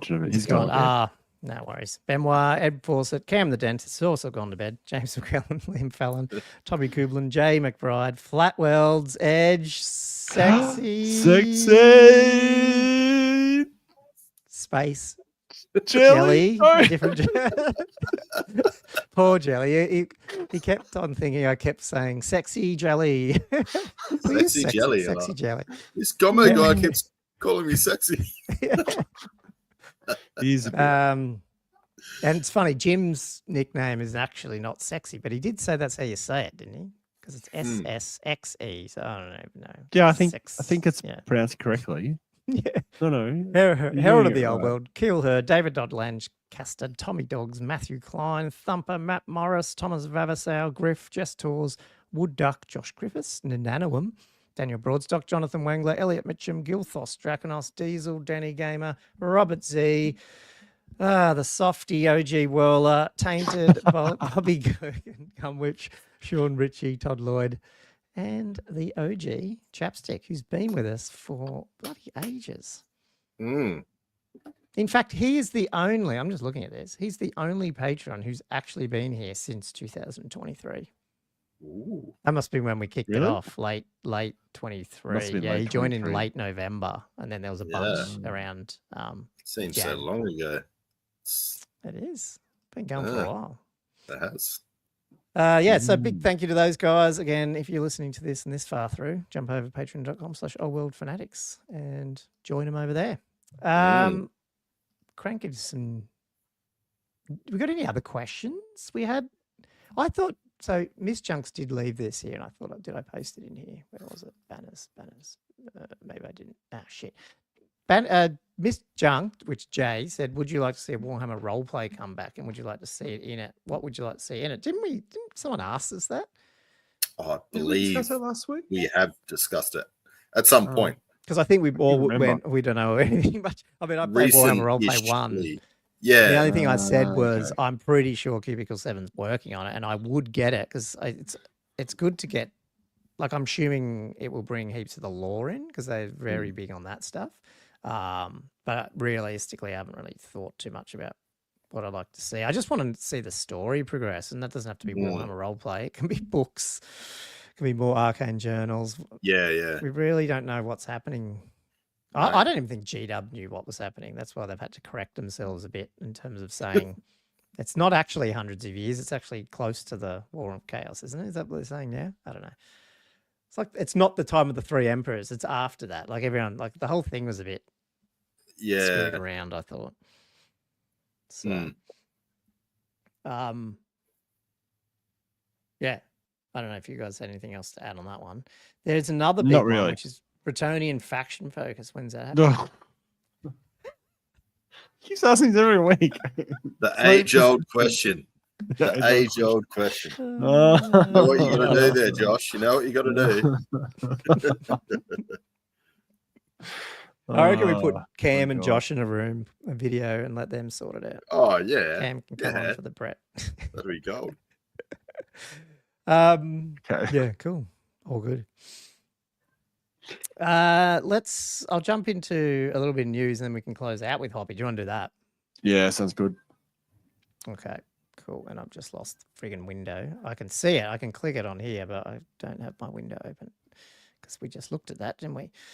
We're getting High Elves this week came out. I'm assuming right when we go to bed after this live stream ends, we'll probably get like an almanac come out. So enjoy that. Yeah, we'll check in on the morning with it. It'll be good to see. So when this Cam, keep mentioning Cam here, but Cam the dentist, one of our, you obviously seen him on the channel if you watch our YouTube channel. He is so excited about this, and he posted it at like 5 in the morning. It's just me. Is my head completely obstructed? By the way, not by a mic stand. Oh, now I've done it again. Oh no! Sorry. There you go. Thank you. Thank you. The sponsor again. I appreciate it. The sponsor gets in the way. The first comment I said about this article was I finally got to see the dice, and I said they're cool, and then I thought to myself, I hope he doesn't take that the wrong way, meaning, oh, the dice are cool. Everything else is shit. I didn't mean that at all. I meant like it's a good release. I just hadn't seen the dice in their other release. And I, you know me, I love a themed dice, and that one's, I don't know, like the look of it. But yeah. So Andrew, you're the main High Elf dude, and it's all coming this week. Are you getting anything other than the book, or are you not even getting the book? Oh, I'll get the book. I'm not too sure. I need to work out if you get it quicker. If you order it online, or if you just wait, know, man. I can't trust. You don't get it. Anymore. No. Well, I got burned from last year. No, you won't off them, and you won't get it on release day with Games Workshop. It always, because I've done that with all mine, and it all comes a couple of days later. I also, and actually, this one's interesting. I was going to say, I reckon you could just rock up to Frontline the next day, and you'd probably be able to get some. But maybe that's not true with the High Elf book. You know, maybe some of these will go pretty quick. I don't know. Unless there isn't some sort of early PDF where I can't play it. We'll see what happens, but I was just I'll always buy the EPUB too because I like having it, and it just I get that the day it comes out. Well, I'll probably look at getting maybe an EPUB. As long as I got something rules wise until I can physically get my hands on a Arcane Journal. But after I got burnt last time, we're delayed anyway, so let's put it this way. You'll either have a potato picture version, or there'll be a PDF hanging around by the time we get the physical copy, I reckon. So I reckon in that case, buy it from somewhere where you get the most discount. You know, that's probably what I'd do, and just let it come. Yeah, that's what I'll probably do. Yeah. There'll be that. I do like the characters. I'll probably get at least one, if not both. And I do like the dice, funnily enough. They look cool. Yeah, I don't know.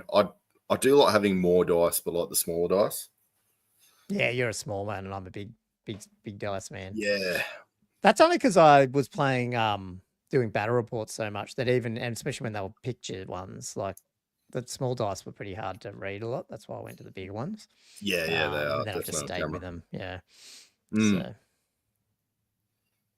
But neither, I'm assuming you don't need anything else. What about, no, you would if these weren't shit in the game as much, eh? But it's nice to see new sculpts, but. The Reavers. No, well, they're so close to the other ones. And I've got 15 Reavers. Yeah, you wouldn't need them. That's the thing. Yeah, nah. Swordmaster's got about 40. Yeah. What about all these older metal ones? Have you got all these guys? So no, I don't. I'm not too sure because like the Maiden Guard, like the Handmaiden, is just. We'll see what comes out, but I wanted to make a list with it, but I couldn't. But yeah, we'll see what comes out as part of the Arcane Journal, whether I'm going to get the returning metal miniatures, like as in these two. Sorry, but Michael said the high up with the eye patch on the Arcane just should get back onto it.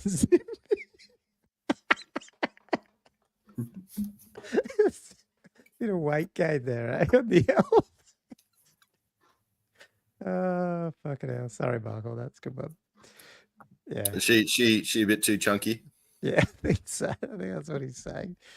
Although they are chunky. I still can't believe, but you had your Empire. Oh, I've got that on my hobby picture. Do you want me to bring it up? Oh, wait.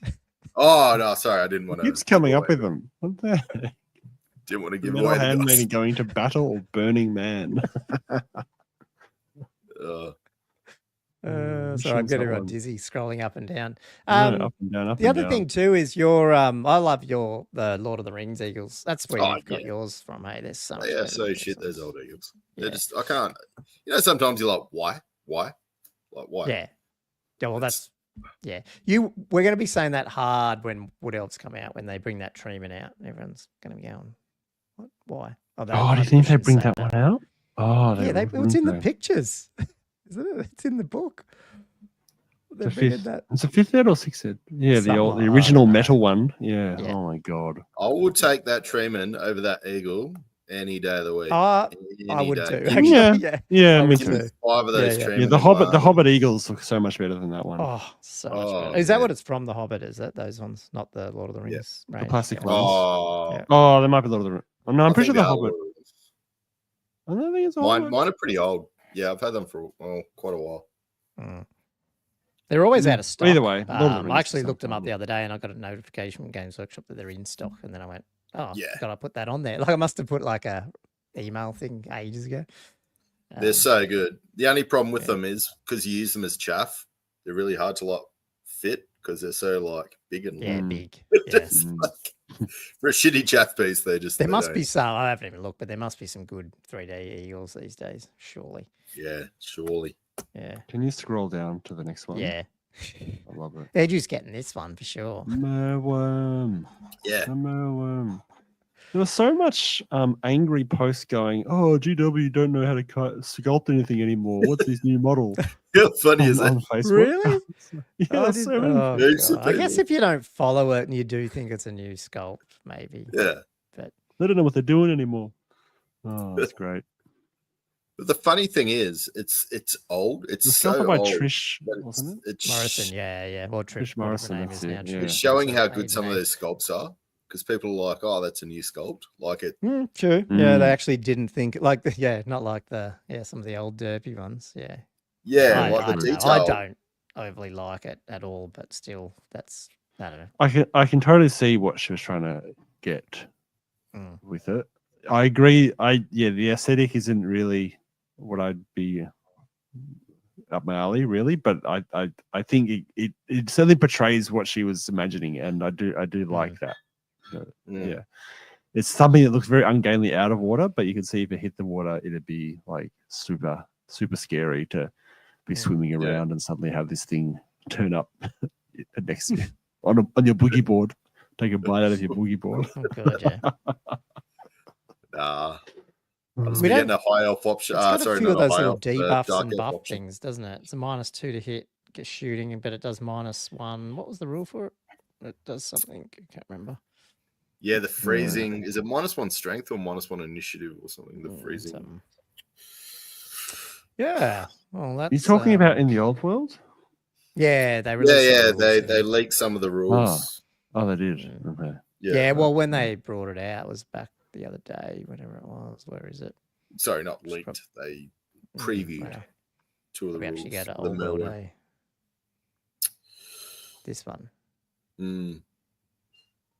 Abyssal cloak, -1 strength. Whilst in base, this is annoying. It's only the model, like enemy model suffers. Like it's not the unit. So if you, like if you that seems to be the way that they've gone.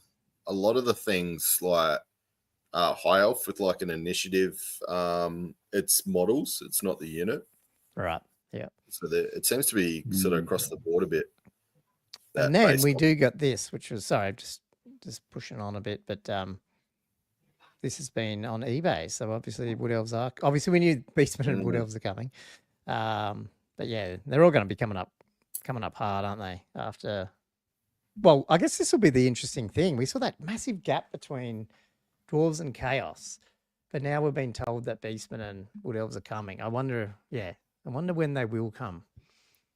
Yeah. Like, is it? Because, High Elves will be out by, pre-order. So technically they're out by the end of the month. Australia is obviously not, but that would be easy into March. They're out. Hopefully. There might be a month lull, and then you might see one of these. They're definitely going to be out by mid-year, I reckon. All of them. Yeah. Well, I believe my prediction was around June they'd all be out. Yep, it was. Yep. For better or worse. Should I put Perfidy's question up? Sure. Just to revisit the brief thing we talked about. He's a bit behind. 3-up capital monsters isn't that big. 3-up, 5-up, 5-up still hard to get through, which is true. But we're also talking about limiting to 1 save. I was hoping they'd cap it at 4-up, to be honest. 3-up doesn't seem. Wow. Oh, so like a max 4-up save or ward. I mean, you can't really get more than a 4-up. Maybe that's a bit much. Most of the time, but... You're probably better off doing 3-up. I don't care about the cap. Either ward or regen. That's probably a better way to do it. The reason why I don't care, because most of the time you're not going up against that monster without anything with pretty high AP anyway. So a 3-up still is going to end up as a 5-up, 5-up, really, which is actually a 4-up ward. You're basically going back to a 4-up ward. Slightly better than a 4-up. Statistically better. Yeah, it's not like 57 or something % you save or something. Yeah, something like that. Yeah. Cool. Well, I mean, Wood Elves are starting to... Wood Elves on the way. Suddenly all the elves are out. Well, 2 out of 3. Yep. I'm hoping for some interesting armies of infantry more than just shooty avoidance. We'll see. Yeah. Yes, that will be interesting to see what they do, because obviously they've gone and it's inadvertently or not, they've totally wiped out that. There's someone who agrees. Ed has come back with, and obviously these people over in. You lucky people over in the UK who actually know this stuff. Perfidy. All the Troomers. Whispers I've heard have cap monster saves at a 4+. Yeah. I mean, I'm not going to say no. I don't think it saves the whole. It'd be a big change. Yeah, nothing official. Yeah. Yeah. I still prefer just limit.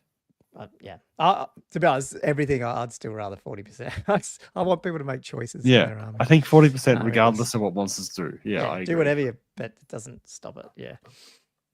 I want you to bring a big monster, but I just don't want you then, combine it with everything else. Cool. Any other news, guys, that you know about?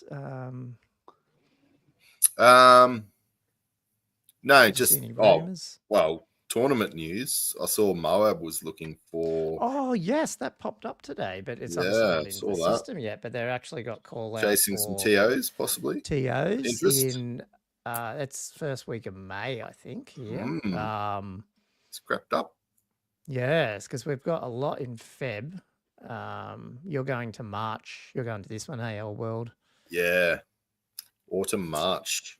We've got 4 big ones, that's a 2-day at Drunkhammers. Oh, this is the one I'm trying to get to. I've actually paid for it, so at this point I'm going. But now I'm finding out that on the same one as this 3rd and 4th of May is when Moab will be. So Moab will be here. Oh, the same weekend as Arc in Victoria, right? Yeah, which is the week after this one, and I'm like, I don't know. We'll see. Filling up. The calendar is filling up. I think is it August? I mean, this doesn't go out because I've only done it at the thingy date. But I think Castle is August. Did you guys know when it was? It was. No, I didn't. I haven't seen anything about Castle. 17th of August.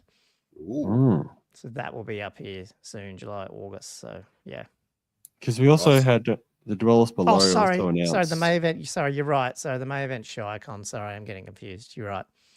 Michael said it's ShyCon that got. Oh, that makes sense. Oh, is it ShyCon? Sorry. Yeah. Did you do the same thing? I thought Moab was in October. Yeah. I thought Moab was later, but then I just saw something about Moab in the ad for it. Maybe Moab's doing the call out for thingies, but at ShyCon, there must be something about Moab on the. Yeah, maybe. Yeah, they might say, the same. They're in the same spot, that's why I get confused. Yeah. Sweet. Yeah. Sorry, cool. ShyCon. Yeah, ShyCon is is May, first weekend of May. So hopefully it'll pop up here soon. And it's not on there, but the Dwellers Below is also doing their Snake Eyes. Yeah, they got their Snake Eyes one. Yep, which we 14th last week. Of June. That's right, nice. My birthday, and that's a Teams one. So I don't have Teams coming through an Old World rankings Teams yet, but I'm going to add that soon. Yeah. Well, not to spoil anything, but we're sort of thinking that for Biv. Really? So I don't know if you listened to Old World of Oz last week when I was talking to Nick was on there, and I was like, yeah, that's what we're probably thinking. Yeah, I don't know. I don't mind the whole little team of 3. I thought that it might be interesting. So. Yeah. Something a bit different. Have you guys spoken about how that's going to work for rankings? The team. There was a couple of discussions. I was asking as while I had Nick on there as well last week. I was like, so how did it used to get done with teams? So different regions did different things, but sometimes what they would do was, yes, they would individually pull. If you did count them, if your team came first and say it was a 3-person team. All people on that team would get first place of ranks, and then the next team would get 4, and the next one would. So you would get a rank, so you could individually rank the person. Still, it's not 100% accurate still because you could get carried or maybe not. You might have been good. Oh, you could get carried. I'd get carried. Yeah. No, I'm not. I'm saying that. Like in general, you know what I mean. But there is a way that you could elect to still count individual rankings. That's it. From team tournaments. So that's something that I will add into this, and then it'll be up to the region to decide if they want to, do that or not. That's where I'm sort of getting to at the moment. There's just some back end stuff I've been working on to make it. You'd imagine some killer combos, but you'd have ASB, Paddy, and one of the other sort of front runners being a team. It was just, I don't know. It would be good if it got separated a bit for players somehow, but I'll let you guys sort that out. Yeah, obviously. But the other thing that's not out yet on this is because it's just a little performance-y thing with the filtering, but I do have it'll come up in the next day or so. You'll have the state here. So I've gone through and created, and I've sort of guessed everyone's state around the whole world by looking at what tournaments they've gone to. So it probably will be wrong for some people, but it actually goes, if you've attended one event, it'll just take the state of the event. If you've attended multiple, it'll try to work out what's the most popular state that you went to and then just adds that in as your state. So that way you can filter rankings based on, for example, I think New South Wales have 4 or 5 people in there at the moment. Queensland might have 3 or 4 and Vic's got 2 or 3 or whatever and stuff like that. So that's not South Australia isn't in there. Because bloody Goonie, or however you say his name, just keeps podiing it, like killing it, but all the events are fairly small. He's just, if he was just in one of those other events, he would have an 80 or 100 here, and he'd be those bigger. So that's another thing we're looking at is saying every region every state in the Australian Masters at least, what we might do, and probably not this year, but next year, is elect one of your state 2-dayers or whatever tournament to be the featured tournament. And if you podium that, if you win that, you get an automatic entry in the Masters. You don't even need to, So they'll get things like that they're playing around with to make it a bit sort of fairer if your area doesn't have a heap of big tournaments. So, yeah. How would that work if you're not from that state? Have you got to be from the state? No, you could go down and win it, I think, as well.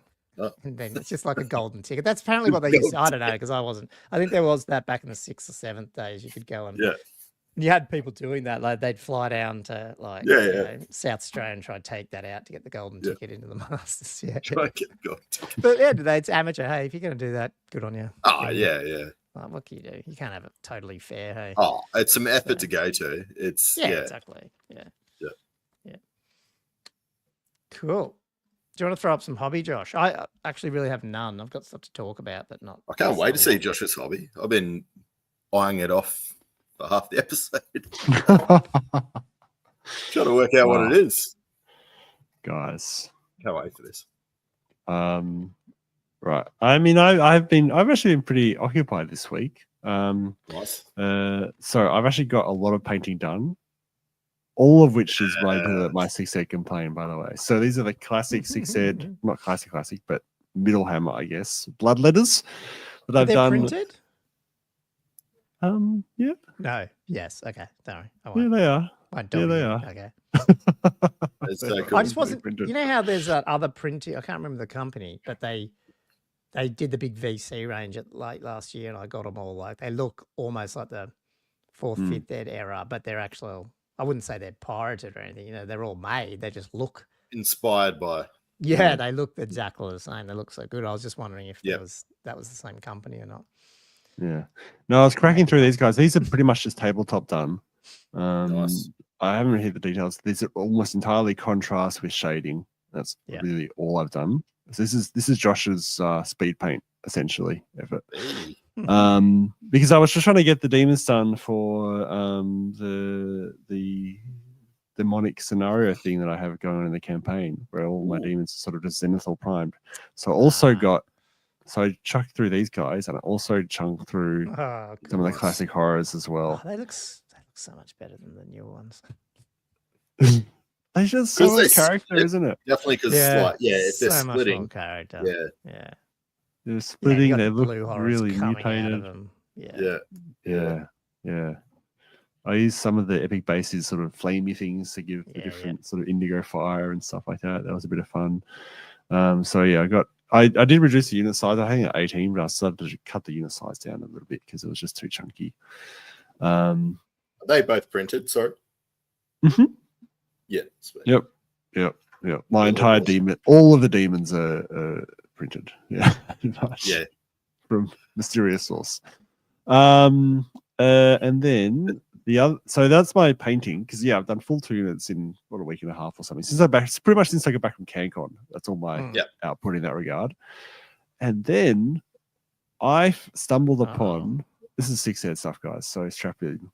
I stumbled upon some rules in an old chronicle about doing the old 3-player 3-for-all games, and like for rules for like the magic phase and that type of thing. That could actually work out because in 6ed there was always I couldn't get my head around how on earth do you do magic phase if you have 3 players, 3 separate players, not like not a 2 sides, thing. not a team thing, but 3 sides in a game. And and they've got it, and it's really cool. It's basically like you got this magic phase where your base starts at 2 dice, you go down to 1 each for each player, then you get all your wizards to spells, and then when you're just spelling a spell, you secretly pick how many dice you want to use, and then you both reveal it, and whoever bids higher has to dispel it, kind of thing. Or a dispel scroll would trump, dice. So I'm actually going to print off little cards, so be rather than write it down and then reveal it. If you just got cards that say 1, 2, 3, 4 dice and stuff, you could actually just do it like that. So if you don't win the bid, do you lose yours as well, or? No, you don't. No, if you lose if you lose the bid, you just keep the dice. So if there's no table talk, it's just like you just think about it, you just do this, and isn't it better than to not dispel? I don't know. You can only dispel stuff that's affecting your unit. Oh, okay. Or it doesn't affect any units, basically, or it's like it's a buff of the guy. So if it's affecting your opponent, like the other guy's units, he would just do a normal one, and he would just do the normal one. And then there's stuff for like how victory points work. That basically you only get points for stuff you kill. If your stuff dies, you don't really get negative for that. And it's kind of just encouraging people to go in and kill stuff rather than sit back, let the other 2 guys attack each other, and then go in at the end. Because you actually got to be generating victory points the whole time, which I really like. And then so it's blossomed into. I've actually been able to put this together, this scenario of like because I've got the ambush scenario like set up in this campaign, right? And I was trying to work out because I've got a system where if a person doesn't have any territories, they're considered a wandering vagrant or a roaming vagrant. I've got potentially 2 guys coming in next week that neither of them have territories, and I'm like, how is this going to interact? Because the wandering vagrant can automatically ambush one of the other players, and I was like, well, how do they interact? Because can one then ambush the other? How does that work? They don't have any territories. So I've come with this. I was like, okay, I found these rules for a 1v1v1 game. What if I put it in as one vagrant ambushing one of the established players, and then the other vagrant comes on as like an extra whole ambushing force from one of the board, and it's just utter chaos. So I put it together, and I haven't play tested or anything like that, but I'm very excited to see how it works. And I'm so excited that I'm actually starting to go, what if I go back and because one of the effects of the campaign is if you have an odd number of players going on in that round, the odd player goes into a matchup of 1v1, and his like smaller like vanguard or rearguard list gets added into the attacker's army, and like so they play a 2v1. And I'm like, what if there's an option there where the odd player, rather than just allied in, just interferes the whole matchup? So then I'm going back and I'm going to rewrite like all of the scenarios to have a crazy melee like version.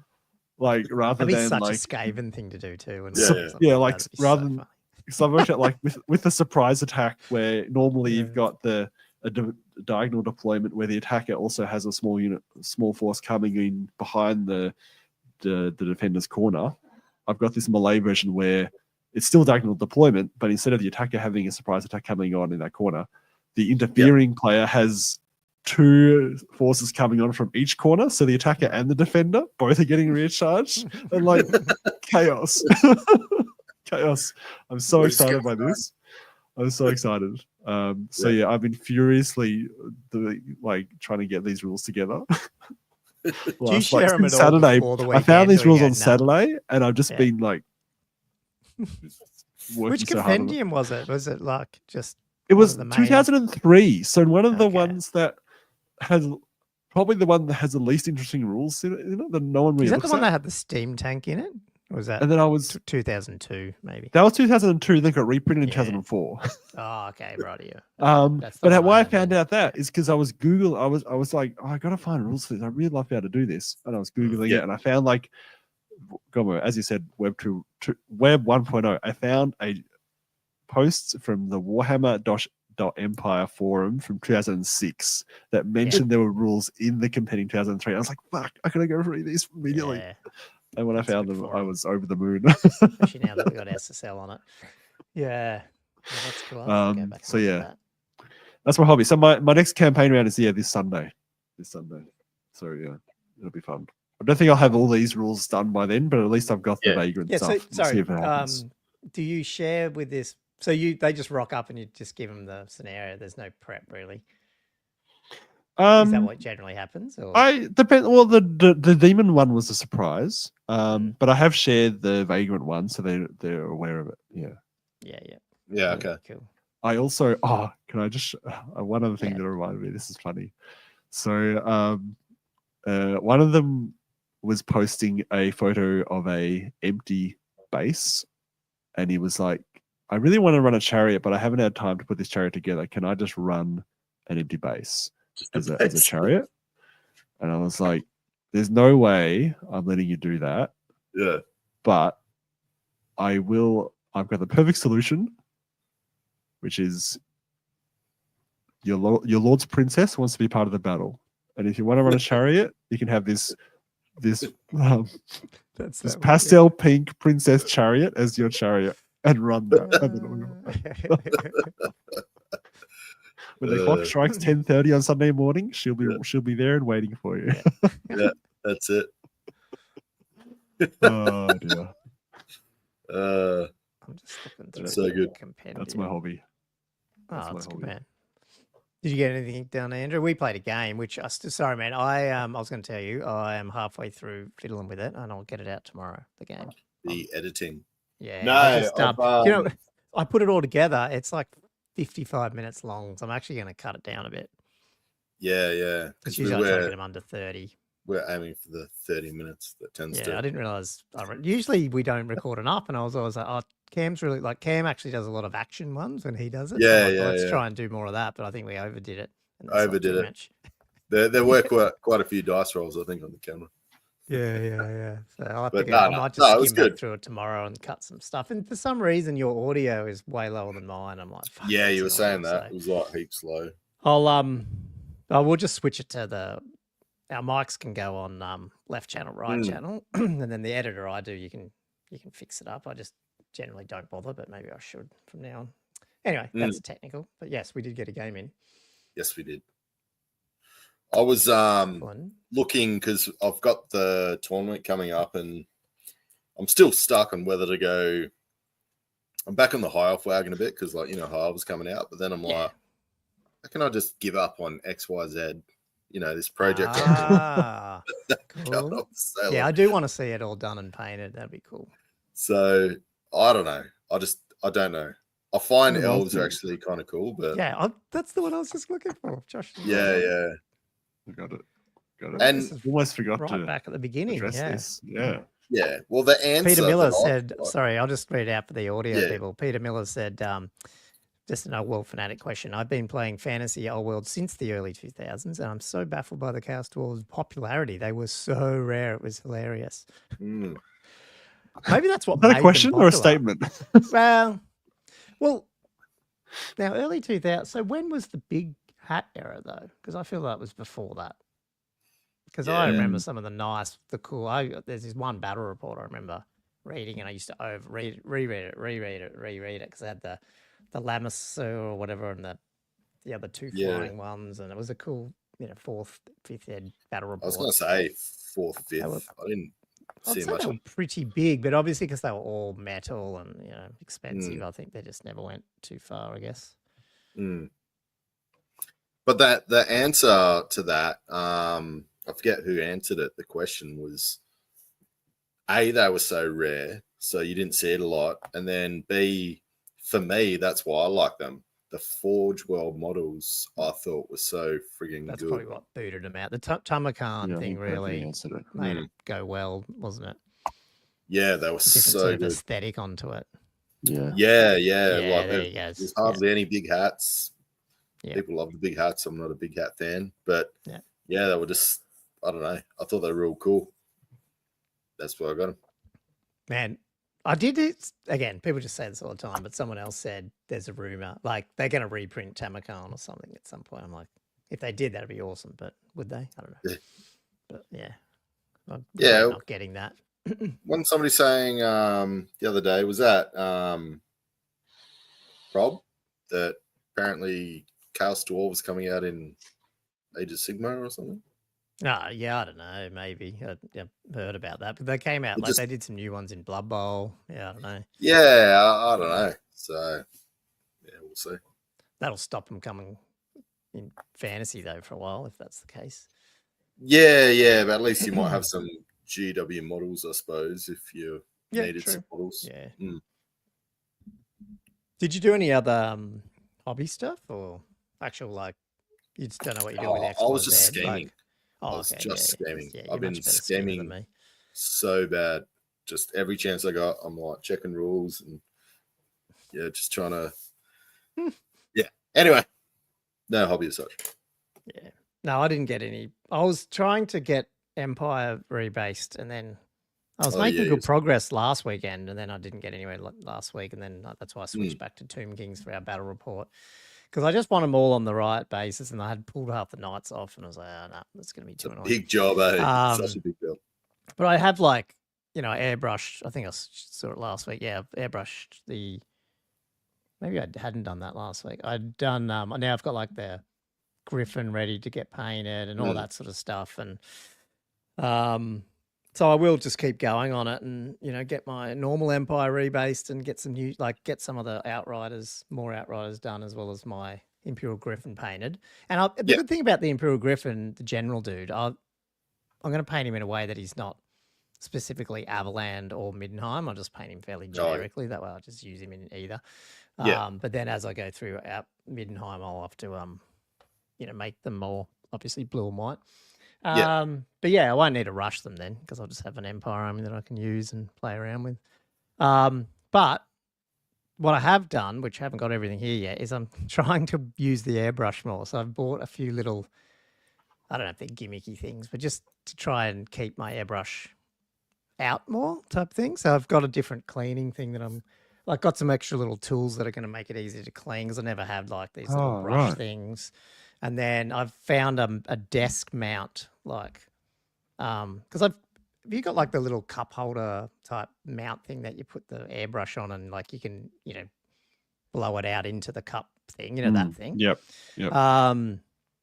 But yeah, it's, I'll use that obviously to blow it, but it also I wouldn't leave it in there during the week.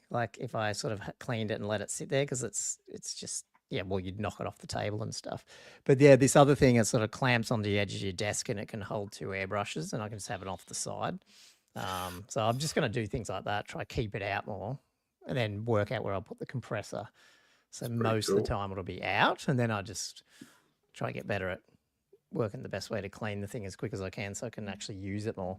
Because that's what I want to try to do. I started doing the horses for my Outriders with the airbrush, with brown and trying to do that. And I want to try paint the arse of the Griffin airbrushed as well, and just try and layer it and paint it with the airbrush and just see how it goes. Did you do your Necro Sphinx as well? That's just that's been like that. No, I did. That was rattle canned. I've got I got a gold rattle can ages ago, and I still had stuff in it. So, and then that's just because the only thing I did with that second Necro is gold spray, Reclin, the new Reclin wash, because it's not as red. It's a bit more diluted, and then I just dry brushed Liberator Gold and a bit of that silver so that's good enough to make it look okay. And then I'll go back and actually put the actual colours on it. So I want to try and just get into the airbrushing more, because I just doing 5 or 6 horses I did, and they're not finished, but the horse bit's finished, and then I just need to come back through with doing the straps and stuff, and I'm pretty much done. And I'm it'd be cool to get better at that, because you could smash some stuff out pretty quick. Yeah, definitely. And then obviously the Beastman, that's if I can get good at that before then, it'll smash the Beastman out. Like what Danny said last week, just fur, skin, come back with metals, and then maybe even try the oil wash on them. And I'll just be interested to see how quick you can smash out. Because Beastmen, there's not much to them, is there? Nah. Yeah. No, not many elements. Yeah. That's what I found with the demons. Just crack through them because there's not much detail you need to worry about. But you haven't been using the airbrush for colours like that. You haven't been putting contrast paints through them or anything like that, or No, it's too hard because it's all packed away. Yeah, that's what I'm trying to work out. I'm lazy. I want it fairly quick, and I don't know. Anyway, we'll see how we go. But, yeah, that's the hobby, really. It'll come along. But yeah, like I said to Andrew, you missed out on this, Josh. Just when I did that, so I bought like these. I've got this massive desk here. I mean, Andrew's seen it. Like it's a long, big desk. So my computer, like where I do my work's here, but my hobby paint's right next to me here, and it's just a massive. It's expensive. It was like a black. Is it black butt? What's the wood? Black butt? Is that wood? Black. What's the Tasmanian black butt? Is it? Well, black butt's a type of wood. There's a black butt reserve in Newcastle. Yeah, I know, but this black butt is a type of wood. Yeah, is it? Yeah, it's like a hardwood. So it doesn't have drawers or anything on it. And then so what I did is I found on eBay, Amazon, like these little. They're not massive, but they're like little plastic drawers, and you can screw them onto the bottom of like these type of like anything. So now I'm adding some little drawers to that painting side. So because I've got all these, when you have random shit everywhere, like I don't know, clippers and all this sort of, and they just end up everywhere. And I'm like, if I could tidy it up and then got more room then for the airbrush. So that's been my hobby. Like, that is my entire hobby space. Yeah, so I'm trying to like clean it up a bit, so I can just put it in there and then pull it back out. Yeah. So we will see. Anyway, I was trying to do that, and then I like positioned the drawers where I thought, and then I moved my desk chair over to it to try and make sure I put it in the right spot, and didn't know my microphone cable was wrapped around my desk chair arm, and then ripped it out of the back of the microphone and broke the cable. This is 5 minutes before the live stream. No, it was 20 minutes before the live stream. Yeah. And I had to like try to find a cable that fitted and actually could connect back to my computer, because otherwise my microphone was fucked. Like it totally broke the metal bit that went into the microphone, because I yanked my chair so hard, not thinking it was connected, that I nearly ripped the microphone straight off. It's like shit. So that was a bit of stress before the podcast. Yeah. But anyway, it's worked out okay. Now I just need to find a replacement, but all good. Fun when hobby breaks. When hobby breaks. Anyway, we are done. That sounds like we're done. We've finished all the topics for another live stream. Episode 80 next week. I'm not here. You guys are going to be chatting things. Got Herald of the Old World coming. Oh, you did. You worked it out. I've confirmed with him. Yep, he's on next week. Dono. Great. Yep. He'll update us about the happenings in Aldium. Yeah. What's flaming? What isn't? Oh, well, that'll be good. Yeah. I love actually listening back to an episode I wasn't in. Like, it's cool to, like, you feel like you got a whole new podcast to listen to. Sometimes you guys say stuff and I'm like, I really wish I could disagree with you both right now. Or something. Yeah.